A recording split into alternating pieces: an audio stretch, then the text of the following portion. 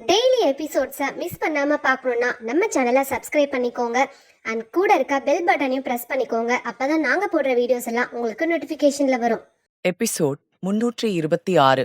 அனன்யா கோபமாக செல்வதை திகைப்புடன் பார்த்த ருத்ரன், இவ என்ன மோதிரத்தையும் எடுத்துக்கிட்டு கோவமா போறா என்று தனக்குள் சொல்லிக் கொண்டவனுக்கு ஒரு நிமிடம் ஒன்றும் புரியவில்லை. ஆனால் அடுத்த நொடியே எதையோ யோசித்தவன் வேகமாக நடந்து சென்று அனன்யா கையை பிடித்து சட்டென அவளை தன் அருகில் இழுத்து கொண்டான். அனன்யா அவன் இழுத்ததில் வேகமாக அவன் மார்பில் மோதிக்கொள்ள ருத்ரன் அவளை இடையை பிடித்து மெதுவாக தூக்கிக் கொண்டான். பிறகு மெதுவாக தலையை குனிந்து அவள் உதடுகளில் தனது உதடுகளை பதித்து முத்தமிட ஆரம்பித்தான். அதை பார்த்த அனன்யா இந்த நிலையில் ருத்ரன் தன்னை இப்படி முத்தமிடுவான் என்று எதிர்பார்க்காததால் ஒரு கணம் திகைத்துப் போனாள். ருத்ரனை தள்ளிவிட அனன்யா கையை நீட்ட ருத்ரன் அவளின் கைகளை பிடித்து காரின் மீது சாய்த்து ஆழமாக முத்தமிடத் தொடங்கினான். எது எப்படியோ அனன்யாவின் உதடுகளை இல்லாமல் அவள் உள்ளிருக்கும் கோபத்தை எடுப்பது போல அந்த முத்தம் மிகவும் ஆழமாக இருந்தது. அனன்யாவால் அவனை தடுக்க முடியவில்லை. ஏனெனில் அவளே அவனது ஆழ்ந்த முத்தத்தில் பைத்தியமாகிப் போனாள். அவளும் அவன் காதலில் உருக ஆரம்பித்தாள். சிறிது நேரம் கழித்து ருத்ரன் அனன்யாவின் உதடுகளிலிருந்து மெதுவாக தன்னை பிரித்துக் கொண்டான். ஆனால் அவளின் மூச்சின் வெப்பம் அவர்களை இன்னும் நெருங்கி இழுத்து கொண்டிருந்தது. அவனை பார்த்து அனன்யா வேகமாக மூச்சு வாங்கிக் கொண்டு, என்ன இதெல்லாம் என்று கேட்க ருத்ரன் தன் உதடுகளை நாவினால் ருசித்துக் கொண்டே, நீ கோமா இருக்க இல்லையா, அதான் இந்த ருத்ரனோட ஸ்டைல்ல மன்னிப்பு கேட்டுக்கிறேன் என்றான். ருத்ரன் இப்படி சொன்னதும் அனன்யா அவனையே சில நொடிகள் பார்த்து கொண்டிருந்தாள். பிறகு சட்டென ருத்ரனின் காலரை பிடித்து அவன் உதடுகளை நெருங்கி மிகவும் கவர்ச்சியான குரலில், உங்களோட மன்னிப்புல எனக்கு திருப்தி இல்ல, எனக்கு இன்னும் வேணும் என்று சொன்னாள். ருத்ரன் உடனே அனன்யாவின் இடையை பிடித்து அவளை தன்னருகில் கொண்டு வந்து அவளை தரையிலிருந்து சற்று மேலே தூக்கி அவள் உதடுகளை நேரடியாக தன் உதடுகளுக்கு கொண்டு வந்தான். அனன்யாவும் ருத்ரனின் நெருக்கத்தில் மயங்கி அவனின் கழுத்தை தன் கைகளினால் இறுக்கமாக பிடித்து கொண்டாள். ருத்ரன் அப்படியே அனன்யாவை முத்தமிட்டு கார் கதவை திறந்து அனன்யாவை காரின் உள்ளே அழைத்துச் சென்றதும் இருவரும் தங்கள் காதலில் மூழ்கத் தொடங்கினர். ருத்ரனும் அனன்யாவும் தங்களுக்கான நேரத்தை செலவழித்தனர். சில பேச்சுகளும் சில மௌனங்களும் சில நெருக்கமும் சில சமயம் அரவணைப்பிலும் தங்கள் நேரத்தை அனுபவித்தனர். அப்போது அனன்யாவுக்கு கொஞ்சம் பசி எடுக்க ருத்ரன் உடனே அவளை ஊருக்கு வெளியே உள்ள உணவகத்திற்கு அழைத்துச் சென்றான். பெரிய ஹோட்டல் உணவுகளை விட தெருவோர உணவுகள் அனன்யாவுக்கு மிகவும் பிடிக்கும். அதனால் அனன்யா ஹோட்டலுக்குச் செல்ல மறுத்து ஸ்ட்ரீட் ஃபுட் ஸ்டாலுக்கு ருத்ரனை அழைத்துச் சென்றாள். முதலில் ருத்ரன் மறுத்தாலும் தன் மனைவியின் விருப்பத்திற்கு மாறாக எதுவும் செய்ய முடியாததால் இறுதியாக அவனும் ஒப்புக்கொள்ள வேண்டியிருந்தது. அனன்யா தெருவில் விற்கும் ஃப்ரைட் ரைஸ், நூடுல்ஸ் என அனைத்தையும் மிகுந்த மகிழ்ச்சியுடன் ருசித்துக் கொண்டிருந்தாள். ருத்ரன் அவள் சாப்பிடுவதையே அன்பாக பார்த்து கொண்டிருந்தான். பிறகு ருத்ரன் அவள் அருகில் வந்து அவளது தலைமுடியை வருடிக்கொண்டு, பொண்டாட்டி, உனக்கு பிடிச்சமானது சாப்பிட்டதும் ரொம்ப சந்தோஷமா இருக்கல்ல, சோ நாம மறுபடியும் ஒரு தடவை ரொமான்ஸ் பண்ணலாமா என்று கேட்டதும் தண்ணீர் குடித்துக் கொண்டிருந்த அனன்யா அதை கேட்டு அதிர்ச்சியில் இருமத் தொடங்கினாள். ருத்ரன் அவள் முதுகை தடவி கொடுத்து சுற்றி பார்க்க அங்கே பக்கத்தில் தண்ணீர் பாட்டில் இல்லை. அதை பார்த்தவன் அனன்யாவை காத்திருக்கச் சொல்லிவிட்டு தண்ணீர் எடுக்கச் சென்றான். அனன்யா இருமியபடி சுற்றுமுற்றும் பார்த்து கொண்டிருக்க திடீரென அவளது பார்வை அருகில் நின்றிருந்தவன் மீது பட்டது. அவன் போனில் பிஸியாக கையில் இருந்த பாட்டிலை திறந்து தண்ணீர் குடிக்கச் சென்றான். அவனை பார்த்த அனன்யா சற்றும் யோசிக்காமல் அவனிடமிருந்து பாட்டிலை பிடுங்கி அந்த தண்ணீரை குடிக்க ஆரம்பித்தாள். அனன்யாவின் செயலால் அந்த நபர் மிகவும் அதிர்ச்சியடைந்தான். எனவே கோபத்திலும் எரிச்சலிலும் அனன்யாவை திரும்பி பார்த்ததும் அவன் மிகவும் ஆச்சரியமடைந்தான். அனன்யா தலைமுடி காற்றில் மெதுவாக பறந்து கொண்டிருந்ததால் சில முடிகள் அவள் முகத்திலும் சில முடிகள் அவள் கழுத்திலும் படர்ந்திருந்தது. இதனால் அவள் முகம் தெளிவாகத் தெரியவில்லை. அவளின் கண்களும் உதடுகளும் மட்டும் லேசாகத் தெரிந்தது. தண்ணீரை வாங்கியதும் அனன்யா அதை ஒரே மூச்சில் குடித்துவிட்டு தன்னை அமைதிப்படுத்திக் கொண்டாள். பிறகு ஆழ்ந்த மூச்சை இழுத்து விட்டவள் அப்போதுதான் தெரியாத நபரிடமிருந்து தண்ணீர் பாட்டிலை வாங்கியதை உணர்ந்தாள். அதை நினைத்து கொண்டு மெதுவாக தலையை உயர்த்தி மன்னிப்பு கேட்கும் விதமாக நிமிர்ந்து பார்த்தாள். ஆனால் அவள் எதிரில் யாரும் இல்லாததைக் கண்டு திகைத்துப் போனாள். பிறகு சுற்றுமுற்றும் பார்க்க அங்கே யாரையும் அவளால் பார்க்க முடியவில்லை. பிறகு பாட்டிலை பார்த்தவள், அச்சச்சோ, உன்னோட ஓனர் யாருன்னு உனக்கே தெரியலையே, இப்ப அவரை எங்க தேடுறது என்று யோசித்துக் கொண்டிருக்க ருத்ரன் வேகமாக அவளுக்காக ஒரு தண்ணீர் பாட்டிலை கொண்டு வந்தான். ஆனால் அனன்யா கையில் தண்ணீர் பாட்டிலை பார்த்தவன், இதெங்கிருந்து வந்துச்சு என்று கேட்க, அனன்யா பாட்டிலை பார்த்தபடி பெருமித புன்னகையுடன், ஒருத்தங்கிட்ட இருந்து புடுங்கிட்ட என்று சொன்னாள்.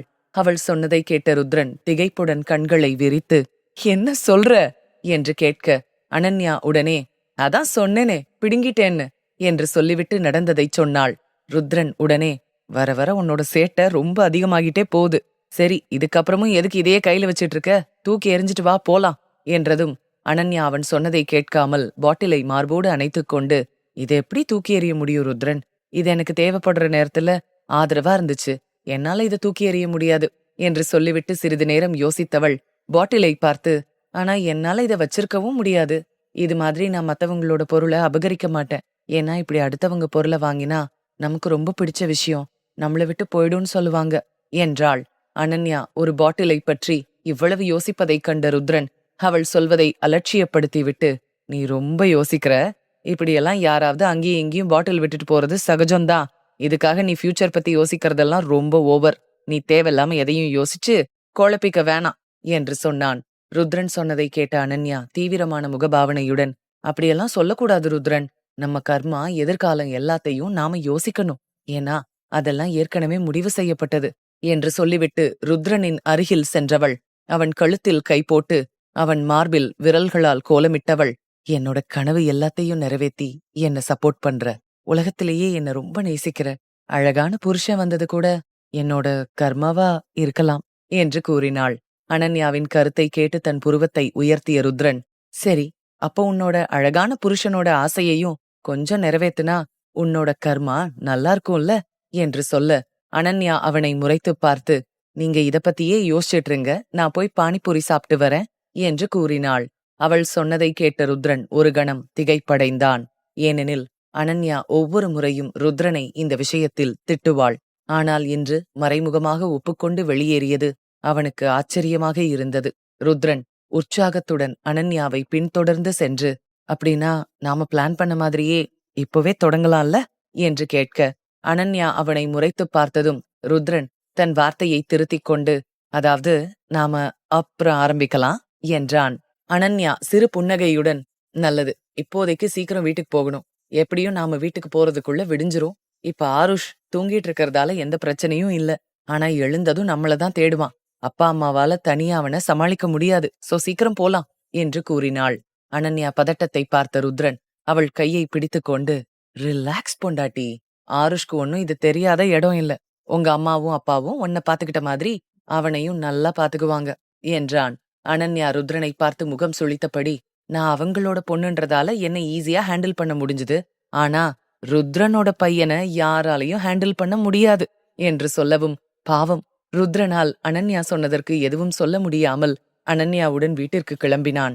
மறுநாள் காலை அனன்யாவின் பெற்றோர் வீட்டில் இன்று ஏதோ ஒரு பெரிய புயல் வந்து கேசவனின் சிறிய வீட்டை தாக்கியது போல இருந்தது. கேசவனின் வீட்டை தாக்கிய புயலைப் பற்றிய தகவல் அக்கம் பக்கத்தில் உள்ளவர்களுக்கு கூட கிடைத்தது. ஆருஷ் தனது குறும்புத்தனத்தால் வீடு முழுவதையும் சலசலப்பை உண்டாக்கிக் கொண்டிருந்ததால் வீடு முழுவதுமே ஒரே குழப்பமான நிலையிலிருந்தது. ஆனால் கேசவனும் கோமதியும் இந்த சலசலப்பிலும் மிகவும் அமைதியாக இருந்தனர். ஆருஷ் அங்கு வந்திருப்பது அவர்களுக்கு காலையில்தான் தெரிந்தது. இரவில் ருத்ரன் சந்திரனின் பராமரிப்பில் ஆருஷை விட்டுச் சென்றிருந்தான். அனன்யாவும் ஆருஷ் தூக்கத்தின் நடுவே எழுந்திருக்காதபடி சரியாக தூங்க வைத்திருந்தாள். ஆனால் காலையில் எழுந்தவுடனே அவனின் பலவிதமான கேள்விகளால் சந்திரன் திகைத்துப் போனான். ஆருஷ் தன் அப்பா அம்மாவை பற்றி திரும்ப திரும்ப கேட்டுக்கொண்டிருந்தான். அதனாலேயே சந்திரன் அவனை மகிழ்விக்க பலவித பொம்மைகளை கொடுக்க ஹாலில் அங்குமிங்குமாக அதை களைத்துப் போட்டு ஆருஷ் விளையாடிக் கொண்டிருந்தான். ஹாலில் இருந்ததில் எத்தனை பொருட்கள் உடைந்தன என்பது கடவுளுக்கு மட்டுமே தெரியும். ஆனால் கேசவனும் கோமதியும் இன்று வீட்டிலிருக்கும் பொருட்கள் உடைவதை விட தனது பேரனின் சந்தோஷமே பெரிது என்று நினைத்தனர். கேசவனும் குழந்தையாகி அவனுடன் விளையாடிக் கொண்டிருந்தார். இந்த வயதிலும் ஆருஷோடு விளையாடி மிகவும் களைத்துப் போய் சோஃபாவில் வந்து அமர்ந்தார். கோமதி அவருக்கு ஒரு கிளாஸ் தண்ணீரை கொடுத்துவிட்டு, என்ன செய்றீங்க? உங்க பேரனோட விளையாடும்போது உங்க வயசையே மறந்து போயிட்டீங்களா? இவ்ளோ வேகமா ஓட வேண்டிய அவசியம் என்ன என்று கேட்க, கேசவன் சத்தமாகச் சிரித்தபடி, அவசியம் என்னவா? கண்டிப்பா அவசியம்தான் கோமதி. இவ்ளோ நாளைக்கப்புறம் நம்ம பேரனோட தனியா நேரம் செலவழிக்க எனக்கு வாய்ப்பு கிடைச்சிருக்கு. இதை எப்படி வேஸ்ட் பண்ண முடியும் அவன் பிறந்ததுக்கு அப்புறம் நம்ம கூட அவனால தனியா இருக்க முடியல. அனன்யாவும் வேலையில பிஸியா இருந்ததால இங்க ரொம்ப அதிகமா வர்றதும் இல்ல. ஆனா இன்னைக்கு எனக்கு அப்படிப்பட்ட ஒரு வாய்ப்பு கிடைச்சிருக்கு. அதனால இந்த அழகான தருணத்த நான் முழுமையா வாழறேன் என்று சொன்னார். அதை கேட்ட கோமதி சிரித்துக்கொண்டே, இல்ல இல்ல, நான் அப்படி சொல்லல. உங்கள இப்படி பார்க்கும்போது எனக்கும் ரொம்ப சந்தோஷமா தான் இருக்கு. ஆனா உங்க உடம்பையும் கொஞ்சம் கவனிச்சுக்கோங்க, அவ்வளோதான் என்றார். கோமதியும் கேசவனும் பேசிக் கொண்டிருந்த போது திடீரென ஏதோ உடையும் சத்தம் கேட்டது. அதை கேட்டதும் அவர்களின் கவனம் ஆருஷை நோக்கிச் சென்றது. நடப்பதைக் கண்டு கோமதி தலையை பிடித்துக் கொள்ள கேசவன் சிரித்துக்கொண்டே, கோமதி, நம்ம வீட்ட கொஞ்சம் பாத்துக்கணும்னு தோணுது என்று சொல்ல, கோமதியும் ஆருஷை பார்த்து புன்னகையுடன், ஆமாங்க, நீங்க சொல்றதும் சரிதான். இந்த வீட்ட அவனுக்காக மட்டுமே காப்பாத்தணும்னு தோணுது என்று சொல்லிவிட்டு கோமதி சிரித்துக்கொண்டே சமையலறைக்குச் சென்று அனைவருக்கும் காலை உணவை செய்யத் தொடங்கினார். சிறிது நேரம் கழித்து ஆருஷ் சோஃபாவில் ஏறி அங்கும் இங்கும் ஓடிக்கொண்டிருந்தான். கோமதி அவனுக்கு சாப்பாடு கொடுக்க அவன் பின்னால் ஓடிக்கொண்டே, ஆருஷ் செல்லம், ஒரு 2 வாய் சாப்பிடுங்க. எவ்ளோ நேரம் பாட்டியை இப்படி ஓட வைப்பீங்க என்று கேட்டார். ஆருஷ் ஓடிக்கொண்டிருக்கும் போதே சந்திரன் அவனை தூக்கிக் கொள்ள ஆருஷ் அவனிடம் தப்பிக்க முயற்சித்து, ஐயோ மாமா, என்ன கீழே விடுங்க என்று சினுங்கினான். சந்திரன் அவனை மேலே தூக்கி போட்டு பிடித்து, இது உனக்கு பனிஷ்மெண்ட், முதல்ல பிரேக்ஃபாஸ்ட் சாப்பிட்டு முடி, இல்லைன்னா உங்க அம்மா என்னதான் திட்டுவாங்க என்று சொல்லிவிட்டு ஆருஷை கோமதியிடம் அழைத்து வந்தான். அவரும் உடனே ஒரு வாய் ஆருஷுக்கு ஊட்டிவிட அவனும் எந்த தயக்கமும் இல்லாமல் அமைதியாக சாப்பிட்டான். அதை பார்த்த சந்திரன் மீண்டும் அவனை காற்றில் தூக்கி வீசி பிடித்து கோமதியிடம் சாப்பிட அழைத்துச் சென்றான். ஆருஷ் சாப்பிட்டுக் கொண்டே சந்திரனிடம், மாமா, அப்பாவும் அம்மாவும் எப்ப வருவாங்க? ஏன் இவ்ளோ லேட் ஆகுது? அம்மாவும் அப்பாவும் ஆருஷ மறந்துட்டாங்களா? எனக்கு அவங்கள பார்க்கணும், எனக்கு அம்மா வேணும் என்று அடம் பிடித்தான். ஆருஷின் கேள்விக்கு சிறிது நேரம் எதையோ யோசித்த சந்திரன், எனக்கும் ஒன்னும் தெரியாது ஆருஷ் செல்லம். ஒருவேளை அவங்க உனக்கு தங்கச்சி பாப்பாவை கூட்டிட்டு வர போயிருக்கலாம். உனக்கும் ஒரு குட்டி தங்கச்சி வேணாமா என்று கேட்டான். அதை கேட்டதும் ஆருஷும் வேகமாக தலையசைத்தான். பிறகு முகம் சுளித்தபடி, குட்டி தங்கச்சியா? ஆனா நான் அஜய் அங்கிள் கிட்ட தானே கூட்டிட்டு வர சொன்னேன். இப்ப அம்மாவும் அப்பாவும் கூட்டிட்டு வராங்களா என்று குழப்பத்துடன் கேட்டான். ஆருஷின் கேள்விக்கு இப்போது அவனுக்கு என்ன விளக்கம் கொடுப்பது என்று யோசிக்கத் தொடங்கினான் சந்திரன். பிறகு வசதியாக சோஃபாவில் உட்கார்ந்து, சரி, முதல்ல நீ சீக்கிரம் சாப்பிடு, அதுக்கப்புறம் நம்ம ஜாலியா என்ஜாய் பண்ணுவோம் என்று சொல்லி அவனை திசை திருப்பினான். அதை கேட்ட ஆருஷ் மகிழ்ச்சியுடன் வேகமாக கோமதியின் கையில் இருந்த உணவை ஒரு வாய் சாப்பிட்டுவிட்டு, பாட்டி தண்ணி என்று கேட்டான். அவனுடன் சேர்ந்து சாப்பிட அமர்ந்த சந்திரன் ஆருஷ் சொன்னதை கேட்டு டேபிளில் இருந்த ஒரு கிளாஸ் தண்ணீரை எடுத்து அவனுக்கு கொடுத்தான். அதை பார்த்த ஆருஷ், மாமா, இது ஐஸ் வாட்டர், எனக்கு சுடு தண்ணி தான் வேணும் என்றான். ஆருஷ் சொன்னதை கேட்டதும் சந்திரன் அவனை ஒரு பார்வை பார்த்துவிட்டு தலையை ஆட்டிக்கொண்டே சமையலறையை நோக்கிச் சென்றவன், எதுவும் மாறல. முதல்ல எங்க அக்கா அதட்டி வேலை வாங்கினா, இப்போ இந்த குட்டி வாலு, ஏய் சந்திரா, உன் வாழ்க்கை எப்பவும் இப்படித்தான் இருக்கும் போல என்று முணுமுணுத்துக் கொண்டே தண்ணீரை எடுத்தான். அனைவரும் மகிழ்ச்சியுடன் சாப்பிட்டுக் கொண்டிருக்க அப்போது அனைவரின் காதுகளிலும், உள்ள வரலாமா என்ற கம்பீரமான குரல் கேட்டது. அந்த குரலை கேட்டு மொத்த குடும்பமும் திகைத்துப் போனது. எபிசோட் 327. அனன்யாவின் அப்பா கேசவன் வீட்டில் அனைவரும் மகிழ்ச்சியுடன் சாப்பிட்டுக் கொண்டிருக்க அப்போது அனைவரின் காதுகளிலும், உள்ள வரலாமா என்ற கம்பீரமான குரல் கேட்டது. குரல் கேட்டு அனைவரின் பார்வையும் வாசலை நோக்கிச் செல்ல வாசலில் தன் குடும்பத்தினர் அனைவருடனும் விஜயேந்திரர் நின்றிருந்தார். அவருடன் ஆகாஷ், ரோஹன், சக்தி, ஸ்ருதி, அஜய், சூர்யா ஆகியோரும் வந்திருந்தனர். விஜயேந்திரரை பார்த்த ஆருஷ் மகிழ்ச்சியுடன் அவரை நோக்கி ஓடி வந்து தாத்தா என்று துள்ளி குதித்தான். ஆருஷை பார்த்து விஜயேந்திரர் சிரித்துக்கொண்டே அவனை தூக்கிக் கொண்டார். எல்லோரையும் பார்த்த ஆருஷ் மழலையான குரலில், ஆமா, எங்க அப்பா மாதிரி உங்களாலையும் மம்மி இல்லாம இருக்க முடியலையா? அதனாலதான் நீங்களும் இங்கே வந்துட்டீங்களா என்று கேட்டான்.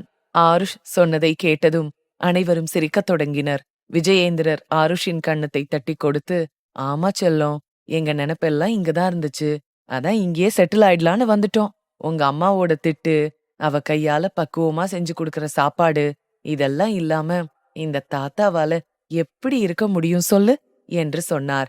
விஜயேந்திரர் சொன்னதை கேட்ட ஆருஷ் மகிழ்ச்சியுடன், ஆஹா, இனி ரொம்ப ஜாலியா இருக்கும், நீங்களும் இங்கே வந்துட்டா நாம எல்லாரும் சேர்ந்து ஒன்னா என்ஜாய் பண்ணலாம். உங்களுக்கு தெரியுமா, மாமா எனக்கு நிறைய கேம் கத்து கொடுத்திருக்காரு, நான் உங்களுக்கும் சொல்லி கொடுக்கறேன், நாம சேர்ந்து விளையாடலாம். இங்க பக்கத்துல என்னோட வயசுல நிறைய பசங்கள்லாம் இருக்காங்களாம். நான் அவங்களோட ஃப்ரெண்ட் ஆகி ஜாலியா என்ஜாய் பண்ண போறேன் என்றான். ஆருஷ் பேசுவதை கேட்டு அனைவரும் சிரித்தனர். வந்தவர்களை வரவேற்க கேசவனும் கோமதியும் விரைவாக வெளியே வந்தனர். விஜயேந்திரரை பார்த்து கேசவன் பணிவுடன் கைகளை கூப்பி, வாங்க சம்பந்தி, எல்லாரும் உள்ள வாங்க. நீங்க இன்னைக்குதான் வரப்போறதா முன்னாடியே சொல்லியிருந்தா உங்கள வரவேற்க நாங்க எல்லா ஏற்பாட்டையும் செஞ்சிருப்போம்ல. ஏன் இப்படி ஒரு வார்த்தை கூட சொல்லாம வந்துட்டீங்க?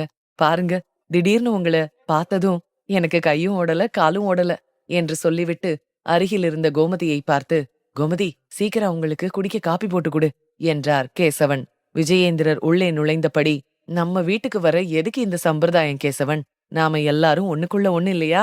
நீங்க ஒண்ணும் பெருசா அலட்டிக்க வேணாம். எங்க மருமக வீடும் எங்க வீடு மாதிரிதான் என்றார். விஜயேந்திரர் சொன்னதை கேட்டதும் கேசவனும் சிரித்துக்கொண்டே தலையை ஆட்டினார். உள்ளே வந்த அனைவரும் வீட்டைச் சுற்றி பார்க்க, ஆருஷினால் இந்த வீட்டின் நிலைமை எந்த அளவுக்கு மோசமாக மாறியிருக்கிறது என்பதை பார்த்தனர். இதை வைத்தே ஆருஷ் இங்கே என்ன கலாட்டா செய்து கொண்டிருக்கிறான் என்று புரிந்தது. விஜயேந்திரர் இதை பார்த்து சிரித்துக்கொண்டே, நம்ம குட்டி வாலு அவங்க தாத்தா பாட்டிய ரொம்ப படுத்திட்டான் போல. வீட்டை பார்க்கும்போதே அவனோட சேட்டை என்னன்னு நல்லா புரியுது என்று சொல்லி ஆருஷை பார்க்க, அவனும் புன்னகைத்துக் கொண்டே தலையை ஆட்டினான்.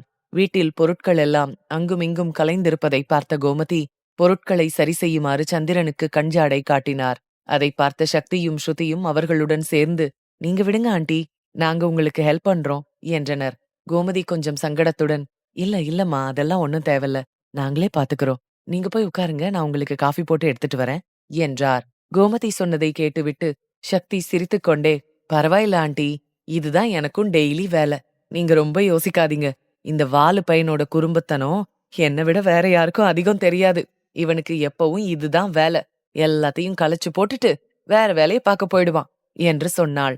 ஸ்ருதியும் சக்திக்கு உதவியாக வந்து, ஆமா ஆண்டி, நீங்க போய் மத்தவங்கள கவனிங்க, நாங்க இதெல்லாம் பாத்துக்கிறோம் என்றாள். சக்தி மற்றும் ஸ்ருதி பேசுவதை கேட்ட கோமதி மேற்கொண்டு எதுவும் பேசவில்லை. ஆருஷின் மீது அவர்கள் இருவரும் வைத்திருக்கும் அன்பை அவரால் பார்க்க முடிந்தது. ஆருஷை அனைவரும் நேசிப்பதைக் கண்டு கோமதி மிகவும் மகிழ்ச்சியாக உணர்ந்தார். அவர்கள் குடும்பம் மட்டுமல்ல, வந்திருக்கும் மருமகள்களும் அவர்களைப் போலவே அன்பாக நடந்து கொள்வதை பார்க்கும்போது கோமதிக்கு மிகவும் சந்தோஷமாக இருந்தது. வீட்டை சுத்தம் செய்ய சக்தி அவரிடம் துடைப்பம் மற்றும் துடைக்க மாப் கேட்டது கோமதிக்கு ஏனோ பிடிக்கவில்லை. அவர்கள் இருவரும் பெரிய இடத்து மருமகள்கள். அவர்களை எப்படி இது போன்ற சிறிய வீட்டில் வேலையை செய்ய வைப்பது என்று தயங்கினார். ஆனால் அவர்கள் எதை பற்றியும் கவலைப்படாமல் சொந்த வீடு போல உதவி செய்வதைக் கண்டு திகைத்துப் போனார். இந்த பொண்ணுங்க நம்ம அனன்யா மாதிரியே ரொம்ப தங்கமா இருக்காங்க. இந்த குடும்பத்துக்கு வந்தாலே எல்லாரும் மாறிடுவாங்க போல என்று தனக்குள் சொல்லிக்கொண்டு தேவையான பொருட்களை எடுத்துக் கொடுத்தார். அப்போது ரோஹன் சக்தியிடம் வந்து, இதை என்கிட்ட கொடு, நானும் உனக்கு ஹெல்ப் பண்றேன் என்றான். ரோஹன் உதவ வருவதை பார்த்த கோமதி வேகமாக அவனை தடுத்து, இல்லப்பா, நீங்க உட்காருங்க, நான் அவங்களையே வேணான்னு தான் சொல்றேன், கேட்க மாட்றாங்க. நீங்க எதுவும் பண்ண வேண்டாம், நான் பாத்துக்கிறேன் என்று பதட்டத்துடன் கூறினார். ரோஹன் உடனே கோமதியிடம் வந்து மிகுந்த அதிகாரத்துடன் அவர் கையில் இருந்த துடைப்பத்தை வாங்கி, நாங்க பாத்துக்கிறோம் ஆண்டி, நீங்க போய் உட்காருங்க, உங்களோட சின்ன பையன் மாதிரி தான் நானும். ஒரு நிமிஷத்துல பாருங்க, எல்லாத்தையும் கிளீன் பண்ணி காட்டுறேன். அப்புறம் உங்களுக்கே உங்க வீடு அடையாளம் தெரியாம போயிடும் என்று சொல்லிவிட்டு வேலையை ஆரம்பித்தான். கோமதி அவனை மிகவும் ஆச்சரியத்துடன் பார்க்க, ரோஹன் வேலை செய்வதை பார்த்த சூர்யா பின்னால் வந்து அவன் தலையை தட்டி, ஏய், ஒழுங்கா கூட்டி பெருக்கு, அங்க ஒரே குப்பையா இருக்கு பாரு, இதெல்லாம் உனக்கு கண்ணு தெரியலையா? இதுல வேற நான் எப்படி கிளீன் பண்றேன் பாருங்கன்னு பெருமை வேற பேசுற என்றான். ரோஹன் தலையை தடவிக்கொண்டே, ஹலோ, இதத்தான் நானும் பண்ண வந்தேன் என்று புலம்பலுடன் சொல்லிவிட்டு திரும்பி சூர்யாவை பார்த்தவன் எதையோ யோசித்துவிட்டு வேகமாக தன் கையில் வைத்திருந்த துடைப்பத்தை அவனிடம் கொடுத்துவிட்டு, நீங்களும் எங்களுக்கு ஹெல்ப் பண்ண வந்தீங்களா என்று கேட்டான். அவன் சொன்னதை கேட்டதும் சூர்யா திகைப்புடன் பார்க்க, ரோஹன் ஏளன புன்னகையுடன் கோமதியை சுட்டிக்காட்ட, சூர்யா விருப்பமில்லாமல் ஆமா என்று தலையசைத்தான். ரோஹன் உடனே ஒரு காரணத்தை சொல்லி கோமதியை அனுப்பிவிட்டு துடைப்பத்தை எடுத்து சூர்யாவிடம் நீட்டினான். துடைப்பத்தை பார்த்து சூர்யா முகம் சுளிக்க, அப்போது அவனது பார்வை தன் அருகில் நின்று ஸ்ருதியை பார்த்து கொண்டிருந்த அஜயின் மீது விழுந்தது. அதை பார்த்த சூர்யா துடைப்பத்தை ஸ்ருதியிடம் கொடுத்துவிட்டு, இத பிடிச்சு உன்னோட வித்தையெல்லாம் இங்க காட்டு, வீடு கண்ணாடி மாதிரி பளபளக்கணும் என்று கூறினான். சூர்யா சொன்னதை கேட்டு அஜய் அவனை திரும்பி பார்க்க, சூர்யா உடனே ஸ்ருதியை பார்த்து, ஸ்வீட் ஹார்ட், உனக்கு ஏதாவது ஹெல்ப் வேணும்னா செஃப் வேற உனக்கு ஹெல்ப் பண்ணணும்னு ரொம்ப ஆர்வமா இருக்காரு, அவரோட சேர்ந்து குப்பையை கூட்டு, அப்போதான் சரியா இருக்கும் என்று சொல்லிவிட்டு வெளியேறத் தொடங்கினான். அதை பார்த்த அஜய் அவன் கையை பிடித்து நிறுத்தி, சார் எங்க போறீங்க என்று கேட்டான். நான் பெரியவங்க எல்லாரும் பேசிட்டு இருக்கிற இடத்துக்கு போறேன். தாத்தா ஏதோ முக்கியமான வேலைன்னு என்ன கூப்பிட்டிருக்காரு. ஏதோ முக்கியமான விஷயம் சொல்லணுமா? நான் போகணும். நீ உன் வேலைய பாரு. பாய் என்று சொல்லிக்கொண்டே சூர்யா தன் நடிப்பு திறமையை காட்டிவிட்டு வேகமாக அங்கிருந்து வெளியேறினான். தன்னை மாட்டிவிட்டு ஜாலியாக கதை பேசிக் கொண்டிருக்கும் சூர்யாவை முறைத்துப் பார்த்தான் அஜய். ஸ்ருதி உடனே அங்கு வந்து, நீங்க போங்க, நான் பாத்துக்கிறேன் என்று சொல்லிவிட்டு சுத்தம் செய்ய ஆரம்பித்தாள். ஸ்ருதி, சக்தி இருவரும் சேர்ந்து சில நிமிடங்களில் முழு வேலையையும் முடித்தனர். அதை பார்த்த கோமதி மிகவும் மகிழ்ச்சி அடைந்தார். விஜயேந்திரர், ஆகாஷ் இருவரும் கேசவனிடம் பேசிக்கொண்டே சுற்றுமுற்றும் பார்த்து, இங்க யாருக்காக வந்திருக்கிறோமோ அவங்க 2 பேரையும் ரொம்ப நேரமா காணோமே. நானும் வந்ததுல இருந்து அவங்கள பார்க்கவே முடியல. 2 பேரும் எங்க போயிருக்காங்க என்று கேட்டார். விஜயேந்திரர் கேள்விக்கு கேசவன் கோமதியை ஒரு பார்வை பார்த்துவிட்டு கதவை நோக்கி திரும்பி பார்த்தார். அப்போது ஆருஷ் அங்கு வந்து, மம்மி டாடியோட வெளியே போயிருக்காங்க என்றான். அதை கேட்டதும் ஆகாஷ் திகைப்புடன், 2 பேரும் வெளியே போயிருக்காங்களா? எங்க போயிருக்காங்க என்று கேட்க, எனக்கு தெரியாது. ஆனா அவங்க என்ன தூங்க வச்சுட்டு நைட்டே போயிட்டாங்க. ஆனா இன்னும் திரும்பி வரல. நானும் அவங்களுக்காக தான் ரொம்ப நேரமா வெயிட் பண்ணிட்டு இருக்கேன். மாமா இப்ப வந்துருவாங்க, அப்ப வந்துருவாங்கன்னு சொல்லிட்டு தான் இருக்காரு என்று கூறினான் ஆருஷ். ஆருஷ் சொன்னதற்கு மற்றவர்கள் எதிர்வினையாற்றும் முன் கேசவன் விஜயேந்திரரை பார்த்து, அவங்க சீக்கிரம் வந்துருவாங்க சம்பந்தி. நாம அத பத்தி அப்புறம் பேசலாம் என்று சொன்னார். கேசவன் சொன்னதை புரிந்து கொண்ட விஜயேந்திரர் தலையை ஆட்டியபடி திருமணம் பற்றி பேச ஆரம்பித்தனர். ரோகனுக்கும் அஜய்க்கும் நடுவில் அமர்ந்திருந்த சூர்யா கிசுகிசுப்பான குரலில், இங்க பாருடா, இந்த தடவை எல்லாம் முறையா நடக்கணும்னு சொல்லி நாம எல்லாரும் அதுக்கான வேலைய பாத்துக்கிட்டு இருக்கோம். ஆனா இவங்க 2 பேரும் கல்யாணத்துக்கு அப்புறம் பண்ண வேண்டிய வேலைய முதல்ல செய்ய போயிட்டாங்களா? நம்ம உழைப்பெல்லாமே வீணா போச்சு என்றான். சூர்யா சொன்னதை கேட்டு ரோகன் சத்தமாகச் சிரித்துவிட அஜய் அவனை முறைத்துப் பார்த்து, ஏய், எங்க எப்படி பேசணும்னு பார்த்து பேசு. யாரோட காதுலயும் விழுந்துற போகுது. நீயே தேவையில்லாம கற்பனை பண்ணிக்காத என்றான். அஜய் திட்டுவதை கேட்ட சூர்யா தனக்குள், இந்த ருத்ரன் எவ்வளோ பெரிய கேடின்னு எனக்கு தெரியாதா? அவன் முதல் கல்யாணத்துக்கு முன்னாடியே அப்பா ஆனவன். இப்போ சொல்லவே வேணாம் என்று தனக்குள் கிசுகிசுத்தவன் ஏதோ சொல்ல வர, ஆனால் அஜய் அவனை சொல்ல விடாமல் அமைதிப்படுத்தினான். அதைக் கண்ட சூர்யா எரிச்சல் அடைந்தான். அப்போது கோமதி அனைவருக்கும் சமைக்க எழுந்து சென்றபோது அஜயை பழிவாங்க நினைத்த சூர்யா அவரை மீண்டும் உட்கார வைத்து, நீங்க எதுக்காக ஆண்டி இவ்ளோ சிரமப்படுறீங்க? ஒரு பெரிய செஃப் நம்ம கூட இருக்காரு. அப்புறம் என்ன கவலை உங்களுக்கு என்றான். தண்ணீர் குடித்துக் கொண்டிருந்த அஜய் சூர்யா சொன்னதை கேட்டு அதிர்ச்சி அடைந்து தண்ணீரை துப்பினான். சூர்யா அஜயை மெல்ல சிரிப்புடன் பார்த்துவிட்டு கோமதியிடம், நீங்க எதை பத்தியும் கவலைப்படாதீங்க ஆண்டி. எத்தனை வகையான சாப்பாடு செய்யணும்னு நினைக்கிறீங்களோ அத மட்டும் சொல்லுங்க. எல்லாத்தையும் நம்ம அஜய் பாத்துக்குவான். அவனுக்கு இந்த வேலையில நிறைய அனுபவம் இருக்கு. நைட்ல எழுந்து காஃபி கூட போட்டு கொடுப்பான். ஒரு 7 ஸ்டார் ஹோட்டல் செஃப் நம்ம கூட இருக்கும்போது நீங்க ஏன் ஒரி பண்றீங்க? நீங்களும் எங்களோட உட்கார்ந்து பேசுங்க. நம்ம செஃப் எல்லாத்தையும் பாத்துக்குவான். என்ன செஃப், நான் சொல்றது சரிதானே என்று கேட்டான். அனைவரின் முன்னால் சூர்யா இந்த கேள்வியை கேட்டதும் பாவம் அஜயால் இதை மறுக்க முடியவில்லை. அதனால் தயக்கத்துடன் தலையசைத்தவன் சூர்யாவை மனதிற்குள் மோசமாக திட்டினான். அஜயின் முகபாவத்தை பார்த்து சிரித்த சூர்யா, இங்க என்ன செய்றீங்க செஃப்? கிச்சன் அந்த பக்கம் இருக்கு பாருங்க என்று சொல்லி அஜய்க்கு சமையலறைக்கு செல்லும் வழியை காட்டினான். அஜயும் அவனை முறைத்தபடி எழுந்து சமையலறை பக்கம் சென்றான். அஜயின் நிலையை பார்த்த சூர்யாவுக்கு தன் சிரிப்பை அடக்க முடியவில்லை. சோஃபாவில் வசதியாக அமர்ந்தவன், இந்த சூப்பர் ஸ்டார் சூர்யாவை எவனாவது பகைச்சுக்கிட்டா அவனோட கதி இதுதான் என்றான். சூர்யா சொன்னதை கேட்டு சிரித்த ரோகன், என்ன அண்ணா நீங்க? அஜய் அண்ணாவை இப்படி மாட்டி விட்டுட்டீங்களே, அவர் ரொம்ப பாவம் என்று சொல்ல, ரோகன் இதைச் சொன்னதும் சூர்யா கண்களை உருட்டி கேலி செய்ய அவர்கள் அருகில் அமர்ந்திருந்த ஸ்ருதி கவலையான முகபாவனையுடன், ஆனா அவர் மட்டும் எப்படி இதெல்லாம் தனியா செய்வாரு என்று கேட்டாள். ஸ்ருதியின் குரல் கேட்டு அனைவரின் கவனமும் அவள் பக்கம் திரும்பியது. ஸ்ருதியின் வெளிப்பாடுகளை பார்க்கும்போது அவள் அஜயை பற்றி எவ்வளவு கவலைப்படுகிறாள் என்பது தெளிவாக தெரிந்தது. இதை பார்த்த சூர்யாவின் மூளை வேகமாக வேலை செய்ய ஸ்ருதியை நெருங்கிச் சென்றவன், ஸ்வீட்டார்ட், நீ போய் செஃப்புக்கு ஹெல்ப் பண்ணு என்று சொன்னான். அதை கேட்டு அதிர்ச்சியடைந்த ஸ்ருதி, என்ன நானா என்று திகைப்புடன் கேட்க, ஆமா நீதான். இப்போ உன்னை தவிர வேற யார் அவனுக்கு ஹெல்ப் பண்ண இருக்காங்க? சக்திக்கு ஆருஷ கவனிச்சுக்கவே நேரம் சரியா இருக்கும். இந்த ரோகனுக்கு வீட்டை சுத்தம் பண்ணவே தெரியாது. இதுல அவன் எங்க இருந்து சமையல் வேலை பாப்பான்? அவனுக்கு வெறும் சாப்பிட மட்டும்தான் தெரியும். நான் ஹெல்ப் பண்ண போலாம். ஆனா எனக்கும் கிச்சனுக்கும் எப்பவும் செட் ஆகாது. நான் போகும்போதெல்லாம் ஏதாவது தப்பா போயிடும். நான் உப்புக்கு பதிலா சர்க்கரையை போட்டுடுவேன். வெண்டைக்காக்கு பதிலா என் விரல வெட்டிக்குவேன். என் படத்துல கூட கிச்சன் சீன்ல ரொம்ப நடிக்க மாட்டேன் என்று சொன்னான். சூர்யா சொன்னதை கேட்ட ஸ்ருதியும் தலையை ஆட்டியபடி, ஆமா நானும் பாத்திருக்கேன். கடைசியா நீங்க நடிச்ச படத்துல கூட தண்ணி சூடு பண்ண போன சமயம் கேஸ் வெடிச்சுதே என்றாள். ஸ்ருதி இதை சொன்னதும் சூர்யா அப்பாவியாக தலையை ஆட்டிக்கொண்டு, ஆமா அதான் சொல்றேன், நீ போய் அவனுக்கு ஹெல்ப் பண்ணாதான் நல்லா இருக்கும் என்று சொன்னான். சூர்யா சொன்னதை முழுவதுமாக நம்பிய ஸ்ருதி தலையை ஆட்டிவிட்டு சமையலறையை நோக்கி நடக்க ஆரம்பித்தாள். அதை பார்த்த சூர்யா சோஃபாவில் வசதியாக உட்கார்ந்து, படம் பாத்திருக்கியாடா என்றான் ரோகனிடம்.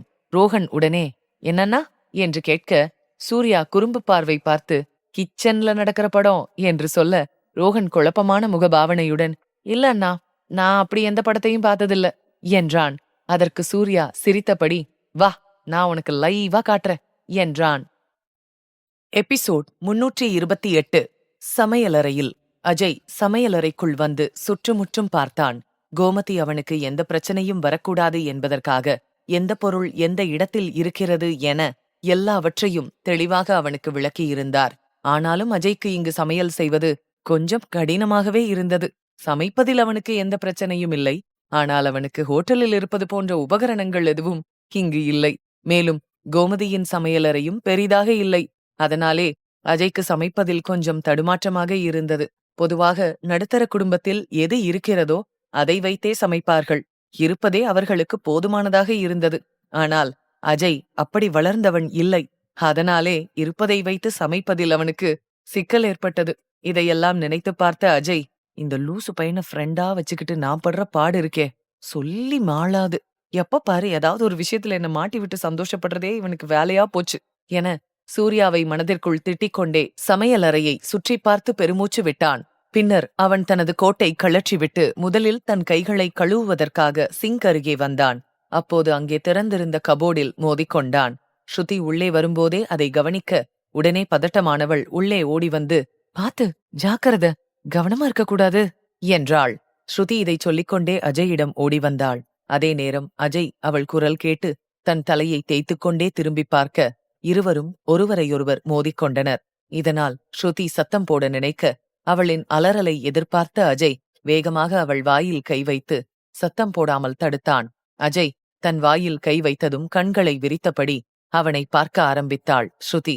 அஜயின் கண்களும் ஸ்ருதியின் கண்களும் ஒன்றை ஒன்று பார்த்து கொள்ள இதில் இருவரும் தங்களின் நிலையை மறந்து போனார்கள். ஆனால் அஜய் விரைவாக தன்னை நிதானப்படுத்திக் கொண்டு ஸ்ருதியிடமிருந்து விலகியவன், நீ இங்க என்ன பண்ற, இப்போ ஏன் இங்க வந்த என்று கேட்டான். அஜயின் கேள்விக்கு ஸ்ருதி மெதுவாக, உங்களுக்காக என்று சொன்னாள். அவள் இவ்வளவுதான் சொன்னாள். ஆனால் அதற்கே அஜயின் புருவங்கள் உயர்ந்தன. அதை பார்த்த ஸ்ருதி தன் வார்த்தைக்கான அர்த்தத்தை உணர்ந்து அவசர அவசரமாக, அதாவது நான் உங்களுக்கு ஹெல்ப் பண்ண வந்தேன். நீங்க மட்டும் எப்படி இவ்ளோ பேருக்கு தனியா சமைக்க முடியும், அதான் உங்க கூட இருந்து உதவி செய்யலான்னு நினைச்சேன் என்றாள். ஸ்ருதி இதை சொல்லிக் கொண்டிருக்கும் போதே அஜய் தன் அருகில் வருவதை பார்த்து அவளின் மூச்சு ஒரு கணம் நின்று போனது. அவள் மேலும் தயக்கத்துடன், சாரி, நான் உங்களுக்கு ஹெல்ப் பண்ணதான் வந்தேன், வேற ஒன்னும் டிஸ்டர்ப் பண்ண மாட்டேன் என பேசிக்கொண்டிருக்கும் போதே அஜய் அவளுக்கு மிக அருகில் வந்து அவளை பார்த்து இரு கைகளையும் நீட்டி மடி என்றான். ஸ்ருதி அவன் சொல்வதை சற்று திகைப்புடன் பார்க்க அஜய் சட்டையின் கைகளை மடிக்கும் சைகை காட்டினான். முதலில் அஜய் சொன்னது அவளுக்கு புரியவில்லை. ஆனால் அவன் மீண்டும் சைகை காட்டியதும் புரிந்து கொண்டவள் வேகமாக அவன் அருகில் வந்து கொஞ்சம் தயங்கி தயங்கி அஜயின் கைகளை மடித்து விட்டாள். அதை செய்யும் போதே பாவம் அவளின் இதயத் துடிப்பு வேகமாகிப் போனதால் சமையலறை முழுவதும் அவளின் இதயத் துடிப்புச் சத்தம் பலமாக கேட்டது. அஜயை நெருக்கமாக பார்க்கும்போதெல்லாம் ஏன் தன் இதயம் கட்டுக்கடங்காமல் துடிக்கிறது என்று அவளுக்கே புரியவில்லை. தூரமாக இருக்கும் போதெல்லாம் அவனின் நெருக்கத்தை எதிர்பார்ப்பவள் அவன் அருகில் இருக்கும்போது பதட்டமடைய ஆரம்பிக்கிறாள். ஸ்ருதி அஜய் சொன்ன வேலையை முடித்துவிட்டு அவனை நிமிர்ந்து பார்த்தாள். அவள் கையை மடித்துவிட்ட உடனே அஜய் எதுவும் பேசாமல் சிங்க் நோக்கி திரும்பினான். அதை பார்த்ததும் தான் ஸ்ருதி கொஞ்சம் நிம்மதி பெருமூச்சு விட்டாள். அப்போது திடீரென அஜய் அவள் அருகில் மிகவும் நெருக்கமாக வந்ததும் ஸ்ருதிக்குள் எஞ்சியிருந்த மூச்சுக்காற்றும் நின்றுவிடும் போலிருந்தது. அஜய் அவளை அன்பாக பார்த்து, தேங்க்ஸ் எனக்காக வந்ததுக்கு என்றான். அஜய் இதை சொன்னதும் ஸ்ருதி ஆச்சரியத்துடன் அவனை பார்க்க அஜய் அவளுக்கு நன்றி சொல்லிவிட்டு அவளிடமிருந்து விலகி தன் வேலையை செய்ய ஆரம்பித்தான். ஸ்ருதிக்கு அவனது வார்த்தைகளும் அவனது செயல்களும் அவளை வெட்கப்பட வைத்தது. இவர் என்ன பண்ணாலும் ஏதோ மிலிட்ரிக்கு ஆள் எடுக்கிற மாதிரியே மூஞ்ச வச்சுட்டு பண்றாரு, நமக்கு அவரை கிட்ட இருந்து பார்க்கும்போது ரொம்ப பயமா இருக்கு என்று தனக்குள் நினைத்தவள் அஜய் வேலை செய்வதை காதல் பார்வையுடன் மீண்டும் மீண்டும் பார்த்து கொண்டிருந்தாள். அஜய் இன்று மிகவும் அழகாக இருந்தான். சமைக்கும்போது இன்னுமே கவர்ச்சியாக தோன்றினான்.